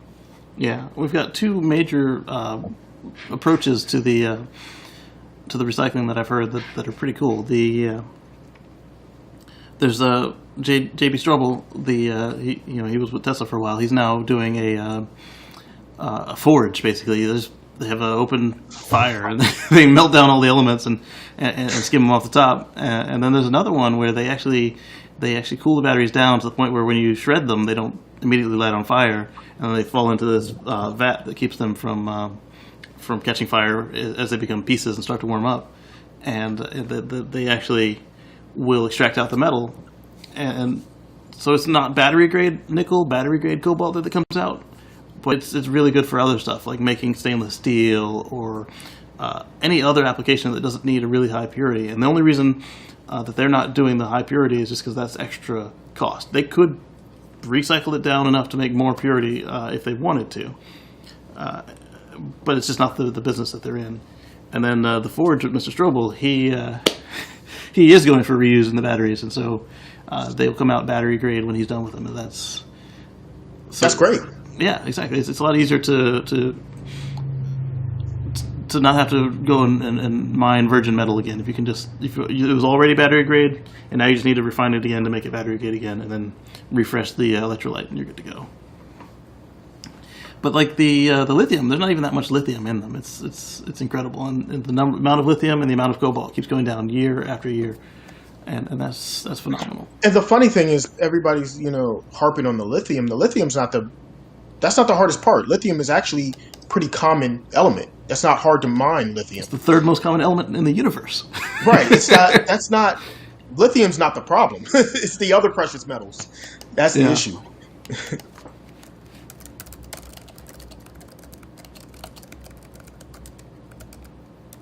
Oh wow, that's new. hard. How in the world? You gotta have a lot of equipment to pull that off. You need a truck to take the battery because it weighs 2,000 pounds, 1,000 pounds, and then you need to be able to jack the whole car up evenly because if it's coming down at an angle, the battery's not coming out, and you need a lot of bolts. Be careful out there. Wow, that's impressive. Like, wow. I mean, but like I said, they're worth money.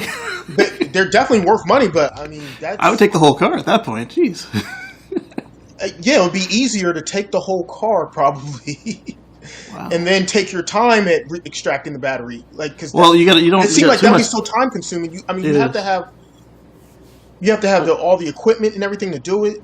You have to be able to jack the whole car up. Like, I mean, even Tesla took 90 seconds to do it with the proper machinery, and it was basically a copy of the machine in the plant that puts in the new batteries, and they lowered it down through they dropped it all the way down through the floor, so they had it. The car is basically already jacked up.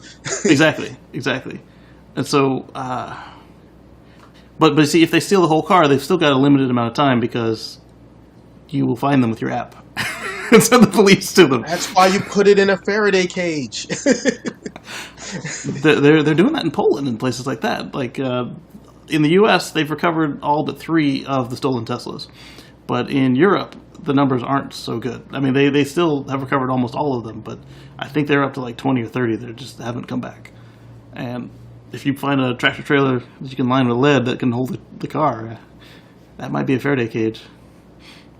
I mean, I guess it's one way of doing it. I don't know. I'm not a thief, so right.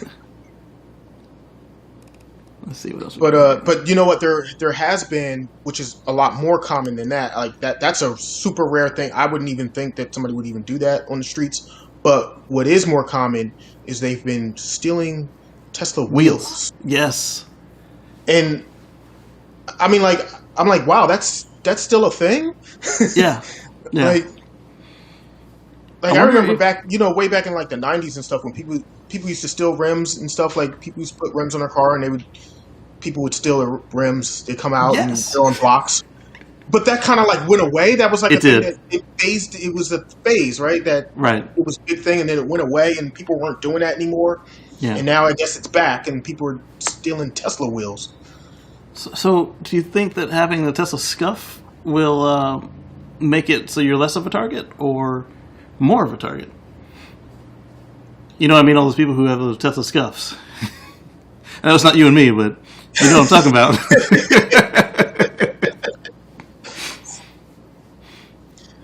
Good question. But at the same time, if they don't fix the wheels before they resell them, then the Tesla scuff could identify it like a fingerprint. True. Mine was scuffed at 9 and 10. I don't know. So, given your profession, what could somebody do to protect themselves from wheel thievery? Or at least to help get them recovered if they do get stolen? I mean, if your wheels get stolen, you're pretty... Unless you can find some kind of, video coverage in the area or something like that that's going to get it. Which, by the way, Sentry Mode could help with that, right? Yeah. Once they're stolen and they're gone, and you have no clue as to who took it, you're pretty much not getting them back. They're just done. Would it help to do something like the original Roadster had the VIN of every car embedded into the alloys? Would etching your VIN into the barrel help? Like I mean, obviously the pawn shop. that's not going to wouldn't help take a it. lot. I mean, if you think about it, if whoever's stealing it, right, they're going to sell it on the black market. They're not going to. Yeah. It's not like they're going to sell it to in some legitimate means that Like somebody's a pawn not going shop. to actually check and see. Yeah. Oh, was this stolen? No, they're going to be on the black market, and I mean, etching your VIN number, and it's not going to really. Like Unless you who's find going it. to check there for the VIN? Right. Hey, these are stolen. No, the black market would. But if you try to take it to a pawn shop, they're like, oh, that's a VIN number on it. Let me make sure. Right. Yeah, maybe a pawn shop would check, but not. Yeah. They're a little bit more legit. Yeah, see, Clayton's got a little bit of the Tesla scuffle. It happens. It does. I got really close. I actually had a scuff on my Volt. It fell into a storm drain. I had missed it, and then I don't know. I guess I was in sand or pebbles or something, and it slid down, and then the top of the storm drain hit it right on the spoke. That was fun. So I cracked one of my rims one time on a pothole. pothole. Yeah, they'll do it. But that's different. That's potholes. So when he got back, the car was on its side. The motor and battery were gone. I mean, that takes some planning because you got to be able to lift a 48 pound. Model S 90D was 48. Model X P100D is 58. So you got to have something that can flip the car, and then can pull off a 2,000 pound battery. I mean, it may only be 1,000 pounds, but it's definitely going to be 2,000 pounds if you're lifting it rather than letting it fall. And then the motor. Did he piss somebody off? Because that takes. I don't even know how he did that. I'm still trying to wrap my mind around how they pulled that off. What equipment? Like how you get a big diesel to put truck. it on its side. I mean, you get a big diesel truck with a push bar. Yeah, but I mean, I get how you can flip a car on its side. But to extract the battery pack, then extracting it now sideways, right? Which is hard enough when it's flat and level. Right, and then you're taking the motors out too. I mean, if you've already got all that done, why not take the motors? I mean, yeah, at that point, yeah, you're doing all that surgery, right? Yeah. But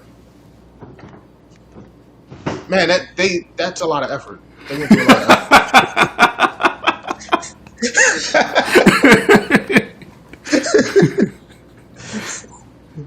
It could be. It could be. I think he just gets his from IAA. I don't know where he's buying his stuff from. I don't know. From the junkyard. Man. Oh. So how did we even get into all of this? We were talking about the Hyundai and the Kia, and we were talking about early access. We went around on that one. That was cool. Yeah. We went off the rails. No, it was good. It was fun. So now I've got a little bit of show and tell. All right, what you got? So, I got some equipment for the channel. I got a Ulanzi light, so that way when I'm in the car, I'm not lit solely by the sun visor. Looks a little ghastly when you do that. And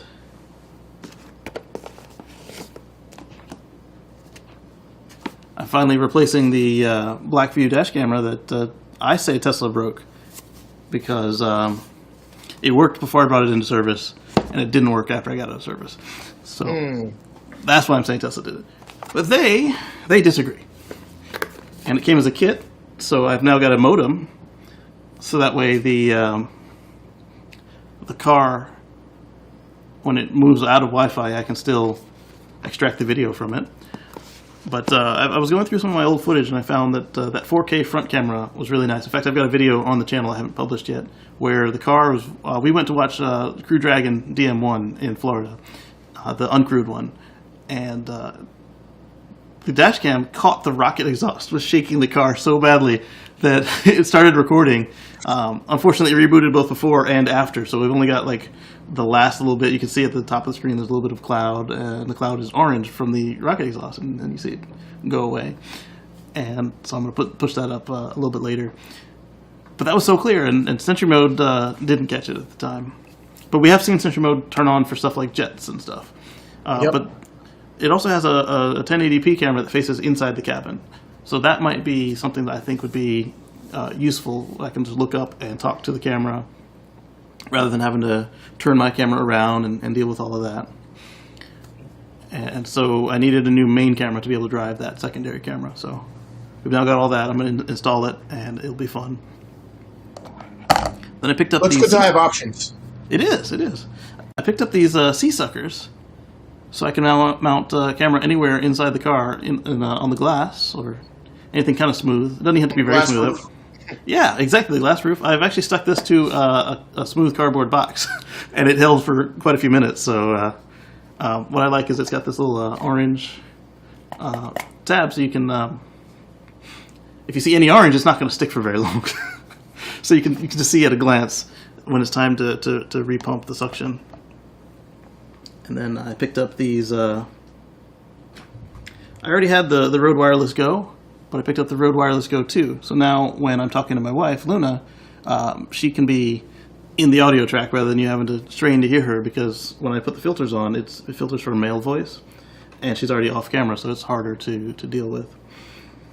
So now she can be on camera. Or if I'm doing interviews, I used to break out my my multi-input, the Zoom H6, but I didn't have enough wireless mics, so if somebody was on the other side of the room and I didn't have enough cable, then they were just, you had to hope that they get caught up by the rest of the system. There was another item we got. Oh. SIM card, so that way I can use the modem. The dash cam. Yeah, exactly. Yep. And with what I like about the Google Fi approach is that I'll put a link in the description of this video when I'm done. But the Google Fi, you only pay for, well, they have two options now. They have the unlimited, which everybody has unlimited, but they also have pay as you go. So you're only paying for the gigabytes that you used. So if I don't ever have any reason to dial into the car remotely, I won't have to pay anything. But if I, pull one clip, then I'll pay for that. Or if for some reason the car is missing and not responding to the app, it's on a different network than the car, and I can say, hey, yo, Mr. Policeman, the car is on 5th and 8th at 20 miles an hour headed that way. And so that would be just, that would be pennies in data plan. It would totally be worth it because then the car is recovered. But that was, we also did, I finally water cooled the editing rig. I had water cooling on the processor, but now I've got it on the graphics card as well. So hopefully that will allow the videos to render faster and keep on rolling. I think that's all I bought. Oh, and I also bought more hard drives for the storage, the network attached storage underneath that plant there in my background. So I can finally access some of the videos that got locked into it. It was too full to do anything with, so I had some videos from last year and the year before that I just couldn't get out. So that's the show and tell. Well, I don't have much for show and tell, so I got my Cybertruck. Yeah. Oh, yeah. We got some of them. So the thing with that for me was I was surprised to see that it couldn't work on carpet, whereas all of my childhood I was always playing with the Hot Wheels and Matchbox on carpet. I was surprised by that too. I'm like, really? Like, because it seems kind of powerful. It's really fast. Yes. And it seems powerful, and I'm like, well, why wouldn't this work on carpet? Like, disappointing. I guess the way they made the wheels, they're too small. Because it has this little hump for where the motor itself is, I guess, in here, and the wheels don't have enough clearance. Right. Which is a shame, because just a little bit more clearance, and they would have been golden, carpet or not. Exactly. Just a little more clearance, or a little piece of rubber, or something to give it just a little bit of traction. Because a little bit of rubber would make it even work better on the Hot Wheels, the orange track. Yep. And I mean, they do fine as they are, but like I've seen it power up loop to loops. But imagine if it had some grip. Exactly. Yeah. All right, let me close this window here. Where was I? Come back here. I'm sorry. There. Dan was asking me a question. Let's see. It's a preface of the real truck. Well, hopefully the real truck will work on soft surfaces as well, because I'd like it to work in the sand, not just on the pavement. Yeah, I'd like to take it to the beach. Exactly, or any kind of off-roading. But then again, that truck is so heavy. Well, Now that's the other question: how heavy is the truck going to be? I think it's going to be 6,500 pounds or more. I think it's going to be heavier than the X. I think it's going to be closer to 8,000 pounds. I can see that, especially if it can tow 14,000 pounds successfully. It needs to be able to break 14,000 pounds. Right. So it might be a 10,000 pound vehicle. Oh, I hope it's not 10K. That's Why? heavy. Well, there's that's super heavy, and certain bridges and stuff that now you're going to be getting into this gray area, of whether or not you can go over certain little bridges, in different places. Legally in the X, I already can't go over the Brooklyn Bridge. Really? It's 58, and the bridge limit's 5. Oh, wow. I thought it was 5 tons. Is it 5,000 pounds? Really? I can look it up. There's one bridge the in New limit York. was- I think it's Brooklyn. Let me I look thought it the up. limit was 5 tons. Maybe it was 2 tons. Let me look it up, because I was surprised to see that stat. Let's see, Brooklyn Bridge. If it's only 2 tons, then I guess you can't. But wow. All right. 3 Now tons. I'm just going to limit some. Three tons. So I think what it is if you have anything, the gross rate weighting of the X is over 6,000 pounds, which makes it over 3 tons. So it's if they're going by that rather than actual weight, then you already can't. But at the same time, if it's 58 and you weigh 200 pounds, then with one driver you can't go over the Brooklyn Bridge in the Model X. Assuming that you're American size and not a small person. And it's definitely going to be heavier than the X. So Yeah. darn it. Now I got to be careful about where I go, and I have to limit myself on certain. It'll be fine. Because I don't even think that's an actual technical limit. I think they were just trying to keep heavy trucks off. Oh yeah, absolutely. But still, But some of them it is a technical limit. I mean, with some of those bridges, I mean, that can be a safety issue. Especially like what do they call those? The ones. I had the name on the tip of my tongue. The ones that they built in war. You just have like a crew and they just push it out over the river.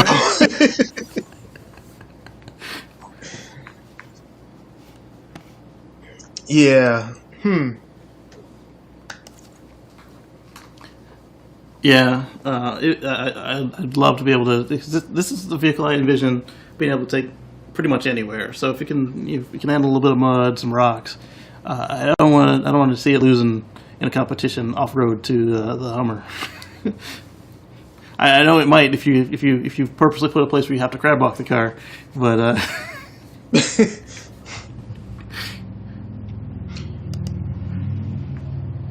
Well, then again, that's right. Oh, I had too many cheeseburgers today. I can't go over the bridge. I'm on a diet. No passengers, get out of here. Well, that's something a lot of people do forget is when they go towing or if they load their car up with luggage and they don't tow, you can exceed the frame weight limit if you have a full complement of passengers and their luggage. So you got to watch.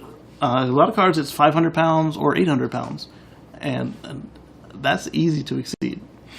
That's really easy to exceed. Yeah. Yeah, my Volt. I mean, first of all, 500 pounds is easy to exceed if you got 4 passengers. Right. I think my Volt was 500 pounds, and then I know my Model S said 800 somewhere. I don't know if they have. Like you can exceed 500 pounds with just 4 passengers, no luggage. Exactly. Yeah. Like I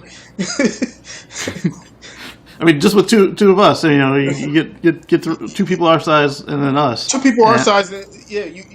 I mean, if you put 2 of me, if you put 3 of me, you're over. Okay. Yeah.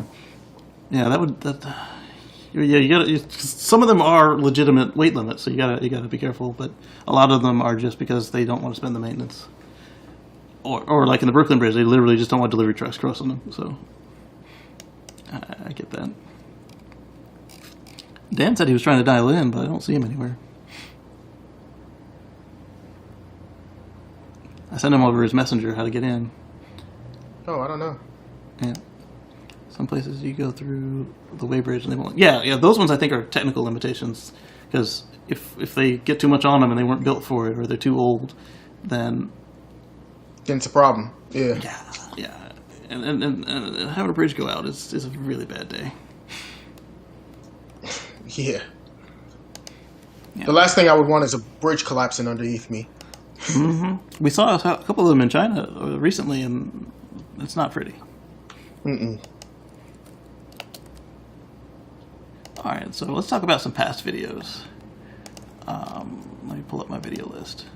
Whoops, I didn't want to do it that way. Go back. Go forward. Go in there. Open this in a new window. So the topics I covered since the last time we had a chat were, we talked about 2021.4.12, which is the latest update, which we all thought would have a hidden button in it that would show up, the button, over this weekend. And, well, we learned later that wasn't going to happen. And that didn't happen, right? Right. But it did have cold weather enhancements. Did your car get that? You know what? I don't know. The last update, I'm trying to remember. Last update I had in my car was a couple weeks ago, and I'm not even sure what it had. It just said minor like fixes. Minor fixes and whatever. And so I'm like, okay, whatever. Yeah. Well, I love the fact that my car even gets updates anymore. I'm just still. That's like, cool. Okay. Yeah, your car's what, 7 years old?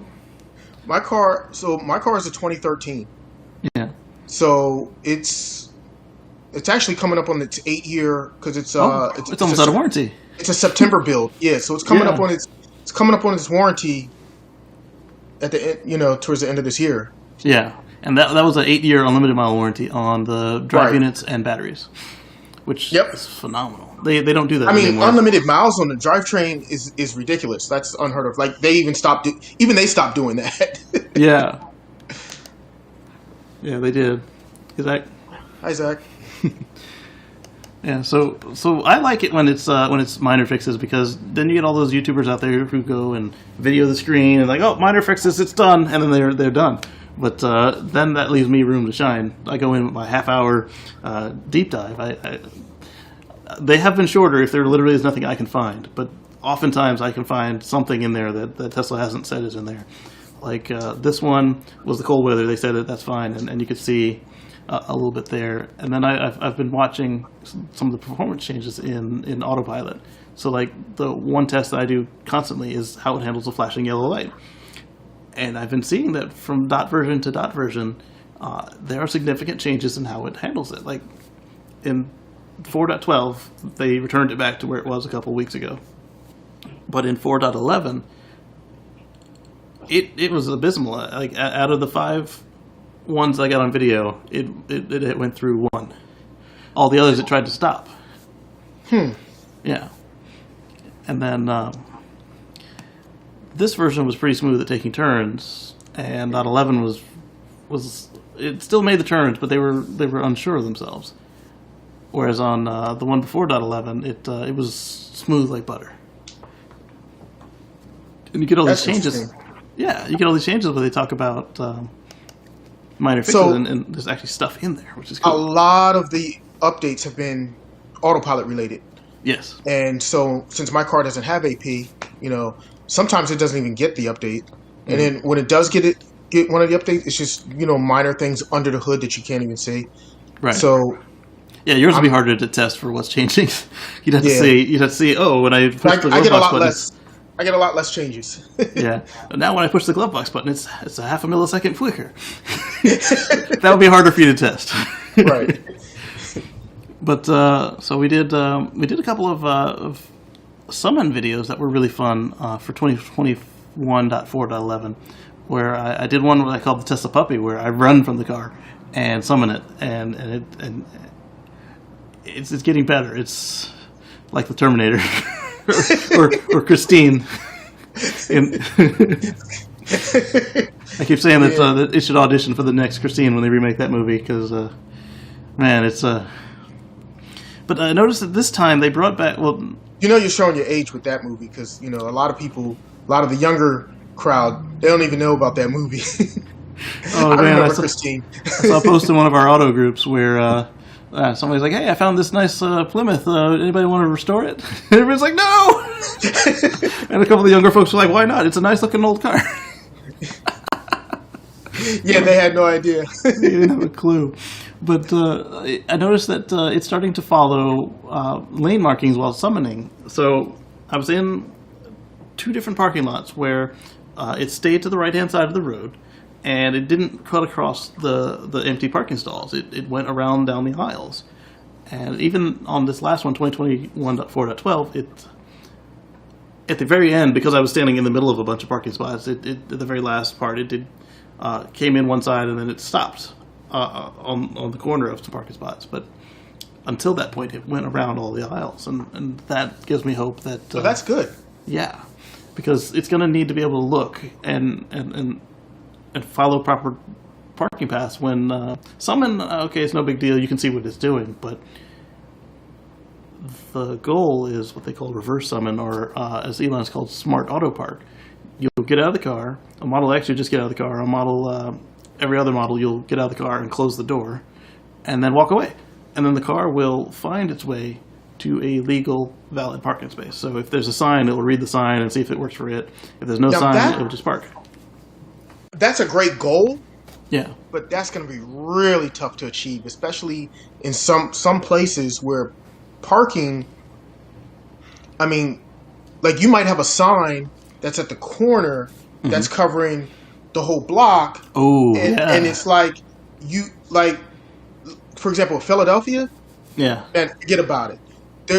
Their parking rules are all over the place. So you'll have signs where you'll have a sign, and then you have another sign below the sign, and then it's like, oh yeah, on these days during these hours, this is and then during these days during these hours, these are the parking. And I mean, if you don't read those signs really carefully, you're gonna come out to a ticket. Or worse, they'll tow you or whatever. Or a boot, tow or boot, yeah. Or a boot, yeah. That would be cool right there if the car could just parse that for you. Like you go to park at a spot, the car says, meep, meep, meep, meep, no. Parking doesn't start here for 15 minutes.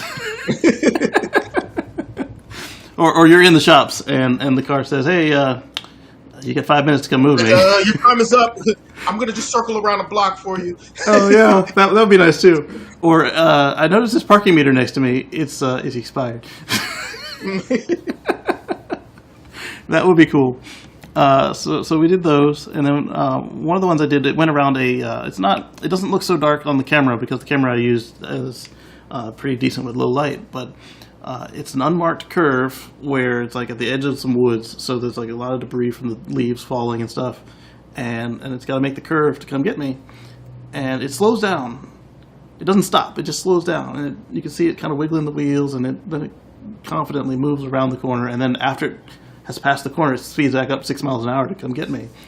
That was pretty impressive because it has done that curve before, but usually it stops and thinks about it, and you can see it's kind of like twitching the wheels and sitting there. And for it to come over was cool. That's interesting. Yeah. And then another one, it was just looking like a G, so I recorded that with some hip hop beats, and I just thought it was cool, so I released it. Then another one. What's funny is Elon's trying to actually be able to figure out the true AI of the autonomous driving without using radar. Yeah, he's like really trying to just go off the cameras. I like that it can go off the cameras, but I also don't. I hope that he doesn't just throw away the radar data. I hope it just goes back to being a secondary input like it was before Mr. Brown's crash. That's when it got promoted to a first level sensor because the car couldn't see the difference between the white sky and the trailer, and the radar did see it, but it was thrown away because it's like, oh, that's a bridge, throw it away. And then when they promoted it, we started getting phantom braking because it doesn't know the difference between a bridge and a truck. Right, all the overpasses. Yeah. Right. So hopefully now, if the radar says there's a structure, and the cameras say there's nothing there, but the cameras also say, hey, it's foggy, or it's raining, maybe they'll promote that a little bit and go, maybe not stop, but slow down and alert the driver, hey, double check my work here. Yeah. So that will be interesting to see how they handle that. And parking. FSD parking will be an entirely different beast, says Kevin. Absolutely. I think that will be almost as hard as FSD City Streets. That might be why we only have basic Smart Summon right now, where it's just coming to find you. But what I'd like to see before they turn that on is for them to turn on the cameras for auto park, so that it'll park in the lane rather than just off of the people next to you. Because if the people next to you aren't in the lane or they're crooked, then your car will also be not in the lane and crooked by that much. Or if one of them is straight and one of them's at an angle, maybe ask the driver, hey, which one do you want me to key off of? Because right now it's kind of random. Like, hey, which one's right? Yeah. Right? $1,000 fine. Yes. Then we've got, I want to pull in at some point, we'll pull in James. He goes by Rekla on Twitter.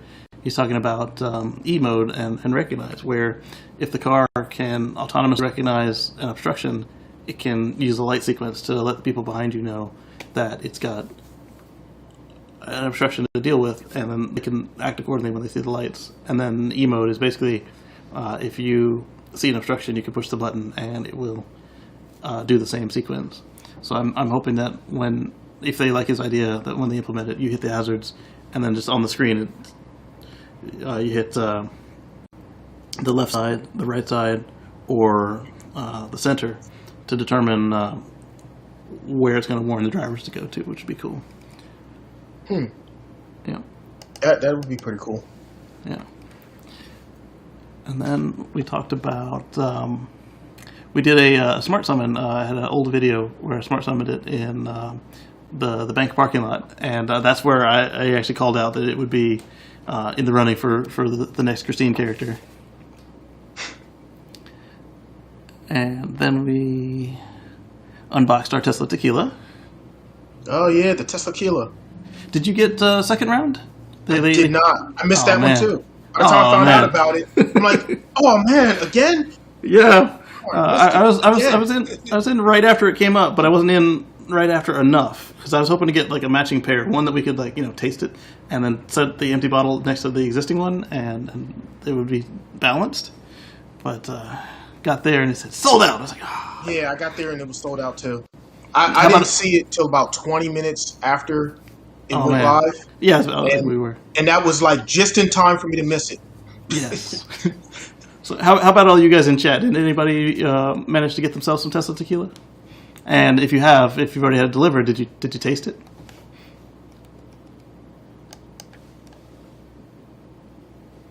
Yeah. That would be cool. I'm gonna do that. Gotta find some Thunderbolt shaped shot glasses. Yeah, that would be cool. That'll match. Then we did, my wife, we went to, in November, we went to a socially distanced outdoor meetup of the Maryland Tesla Club. And my wife made a 360 video where she's touring the wharf. And that made some really pretty sights.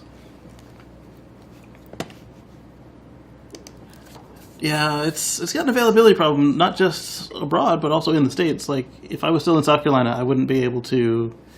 it can't be delivered in every state. Exactly, which is unfortunate. It works for your phone, Dan. It's just a website. Jump in. I'm hearing a bunch of excuses here. Dan, you got to open that link in Chrome on your phone. It'll work. Oh, there you go. Yeah. And then we talked about... we did a couple of videos on the icebreaker. The first one was, I just showed it off because it was a cold day right before the storms. And a lot of people don't even know that it's in there. And then somebody said, well, what if you stick your finger in there? I'm like, well, there was a little girl who did that, and the fire department came and cut the car to pieces to get her finger out of the door. And the dad sued Tesla, and Tesla asked, why didn't you just ask the door to open again? And then it would have released. And he lost his case. So I was like, well, show it off and warn people not to stick their fingers in. And so that said, well, now you got to stick your finger in. And I'm like, no. No. So, you're not going to test with your finger and lose a finger. right. So I opened the door up and made a new video. I opened the door up and I stuck in a carrot. Because that's about analogous to a pinky. Not exactly, but close. And so that's a good test. Yeah, so I shoved the carrot in because I was going to take like an ink pen or a pencil, but I was like, well, let's get something a little more analogous. So I stuck the carrot in there, and within a second, it's like, oh, it was gone. It was like the front half of the carrot was gone. It fell down on the floor, and then when I commanded it to open back up again, yeah, it's carrot thumb. So I commanded the door back open with the exterior door button, and it didn't do what I expected. So I put the pen I had planned to bring in, because it was like one of them cheap like the free hotel pen, like the one they tell you, oh no, don't leave it, take it. So I stuck that in the latch and moved it as if the door was closed, and then hit the button one more time, and immediately the icebreaker popped out. There was a cube of carrot in my door. Oh wow! Like it was a perfect cube, and I was like, I'm glad I didn't try that with a pencil or a finger, because the pencil would have scratched my paint, and the finger would have been bad. Would have been bad. It would have been really bad. That would have been a bad injury you don't want. Exactly. I was like, oh, it can't be too bad. There's got to be sensors in here, and I'm glad I didn't just go cavalierly in there and try it, because I like having all of my digits. and I would have panicked. I would have figured it out, but I would have panicked if I was freaked out. Absolutely. If I was attached to the door and it wasn't opening when I commanded it to. I would have taken me an extra moment or two to figure out, close the latch with the pen, and then try it again. And it would hurt. It took a cube out of the carrot. And so then for a third video, I went ahead and I bought an icebreaker. Because after tax, it was under $40. So I was like, you know what, this will make a good video. Let's see how it ships, if it's easy to kind of open it up and see what's going on, if we can apply power to it outside the car. I'm not sure. Once we get a hold of it, we'll see what we can do with the icebreaker, but that will be something fun. That'll be interesting. Yeah. We should be able to buy in the whole universe. Exactly. Anywhere they can deliver, you just pay a delivery fee. Yeah, exactly. Tessa Bjorn does hot dogs.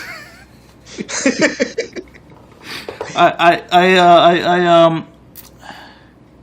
actually did a video after Tessa Bjorn did hot dogs and carrot and a couple other items. He and his friends with the doors. I did a warning video for people not to actually do as he did, and I showed you where the pinch sensors were on the Falcon doors and the hatchback. That was at the Santee Supercharger. I don't know if it was a separate video or not. That was a fun video to make, because when I was doing the little thumbnail video, I had a bunch of vegetables as the graphic. Working on the posts. Oh, ouch. Yeah, that would. Wow, that's painful. I don't know why Dan's having such trouble getting in, or why my neighbors have such loud cars. Was that a car or a motorcycle? I think it was a motorcycle, maybe a moped. What else did we talk about? Oh, and then I made a video about how to do the new method for formatting your drive, your thumb drive or your SSD for Sentry mode. So it used to be you had to make a FAT32 formatted drive, which is harder to do on a Mac, and still kind of hard to do on a PC if it's got more than a couple gigs of space. I think more than 30 or so. So you'd have to either use a utility or type in commands. But now, you just take your drive, plug it into your car, and in the, I think it's a service menu, there's a format drive button. It might be in the Sentry mode safety. You just format it within your car, and then you know it's formatted correctly for the car because the car did it. Exactly. The only catch with that is if you have such a large drive that you also have music and you have it partitioned into 2 logical volumes, it will clear out the second volume when it's fixing the first one, and so that is something that you gotta watch out for. Keep in mind, yeah. Exactly. But if you just use the streaming, or if you have a separate drive for your music, then it's no big deal. It's even easier on the new ones because now they have in the glove box is an extra port for the Sentry drive, which is great because then you lock it in the glove and then exactly. And did your car get to it? Your car got glove box pin on a recent update, right? Do I have a glove box pin? I don't even know. I haven't checked it. I know. I'll check for that. It might. All right. A friend of mine's 2016. Hers got it. So it probably does. I know. Yeah. I know it works for valet mode. Yeah, I turned that one on right away for. And I use 2-factor for my to drive. Yeah, that's the one I'm talking about. Yeah. So I use the pin to drive. Pin to drive, yeah. Yeah. Good luck trying to carjack me. Exactly. Well, for me, I already was going to do it, but what pushed me over to do it when I did was, there were 4 cars stolen from the local service center. Allegedly, they were stolen, and the place matched the service center, but nobody will confirm that it was them for sure or not. But I also noticed that the service center is using pin to drive, so it was likely them. But that's what pushed me over the edge when those 4 cars went missing up here. They caught 3 guys, but there's no way 3 guys were driving 4 cars, so I think one of them got away. Right. They recovered the cars, and they were all customer cars, so. Yeah, I put the pin on. Yeah, Marcus says his 13 has it, so yours probably does too. I think the only ones that might yeah, the only ones that might not would be like the oldest 2012s. Yeah, they had a pretty decent program for it on CNET and a couple other places. I ended up using making myself a script because you can control it in Windows from the command line.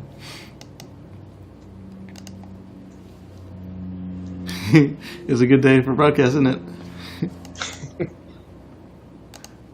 What else we got here?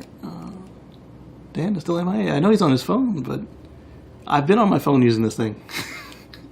I hosted from the phone, which is not advisable, but it works.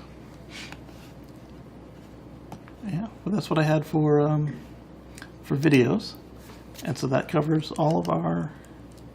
I tell you what, it was nice. It was nice enough of a day yesterday. I had popped my sunroof open and was riding around. I missed my sunroof. But I used it like 6 times, so it's like it's not like.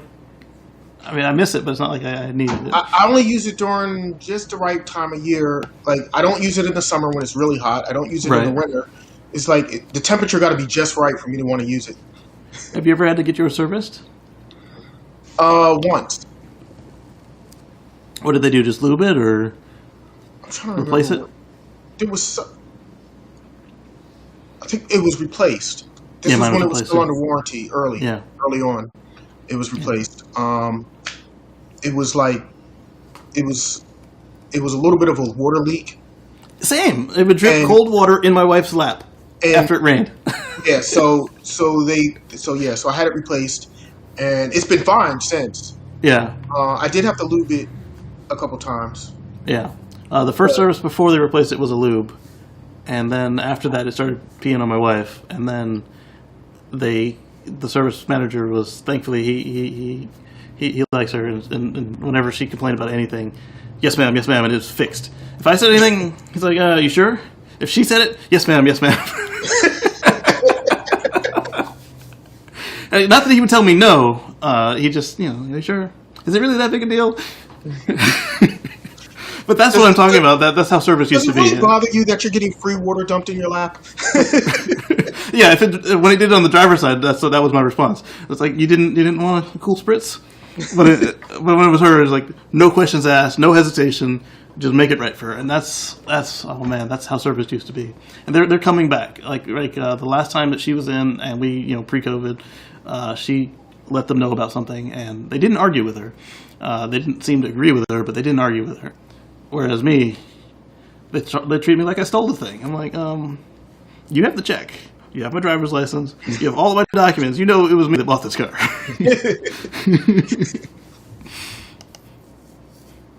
You normally do what, Dan?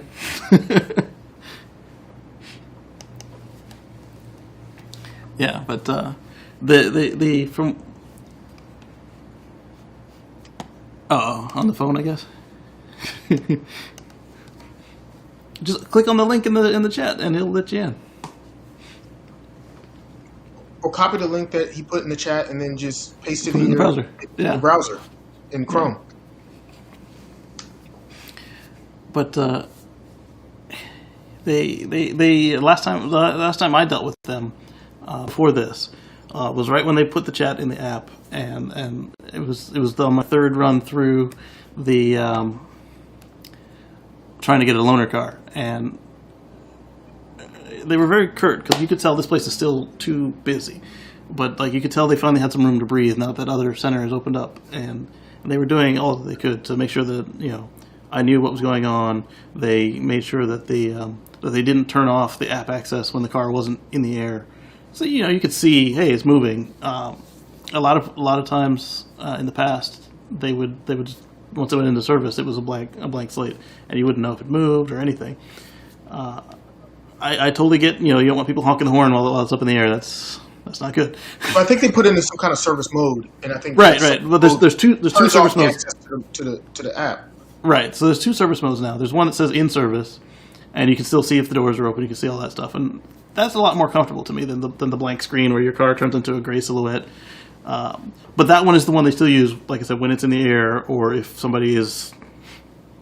You don't want anybody working on it. Yeah, exactly. You don't want to risk anybody. Yep. Ahmed TV says hi. Again. Hey. The car or Kelly. Yes, it did, but it was cold. So the cold part didn't help. Live stream cover. No, I mean, I sent you a separate link. Because I'm multi-streaming. This is on Facebook, YouTube, Twitch. I think it's on Twitch. I don't see any comments from Twitch. I see comments from Facebook. Oh, where'd it go? It's moving. Yeah, see comments from Facebook. I don't know, Dan. We'll take a look at it after this and figure out what's going on. All right, so.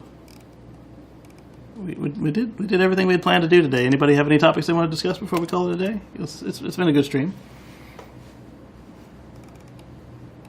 It's been a good chat. Yeah. So how often do we want to do these? Do we want to do them every week, every other week? I'd like to do them more than once a month because this is fun. Whenever you want to do it. All right. If I'm available, I'm down. All right. Let's try for next week and see how everybody responds to it, and basically, I don't want to waste anybody's time. I want to be able to come back and actually have something to talk about, because I've been on those streams where they're just going for 5 hours, and it's like, whether it be a little bit of point, go have a blast, come out, why not? Yep. So, since Dan's having trouble, we'll go ahead and we'll play a bumper, and then after this, Omar and I will talk for a bit, and we will catch you guys on the flip side.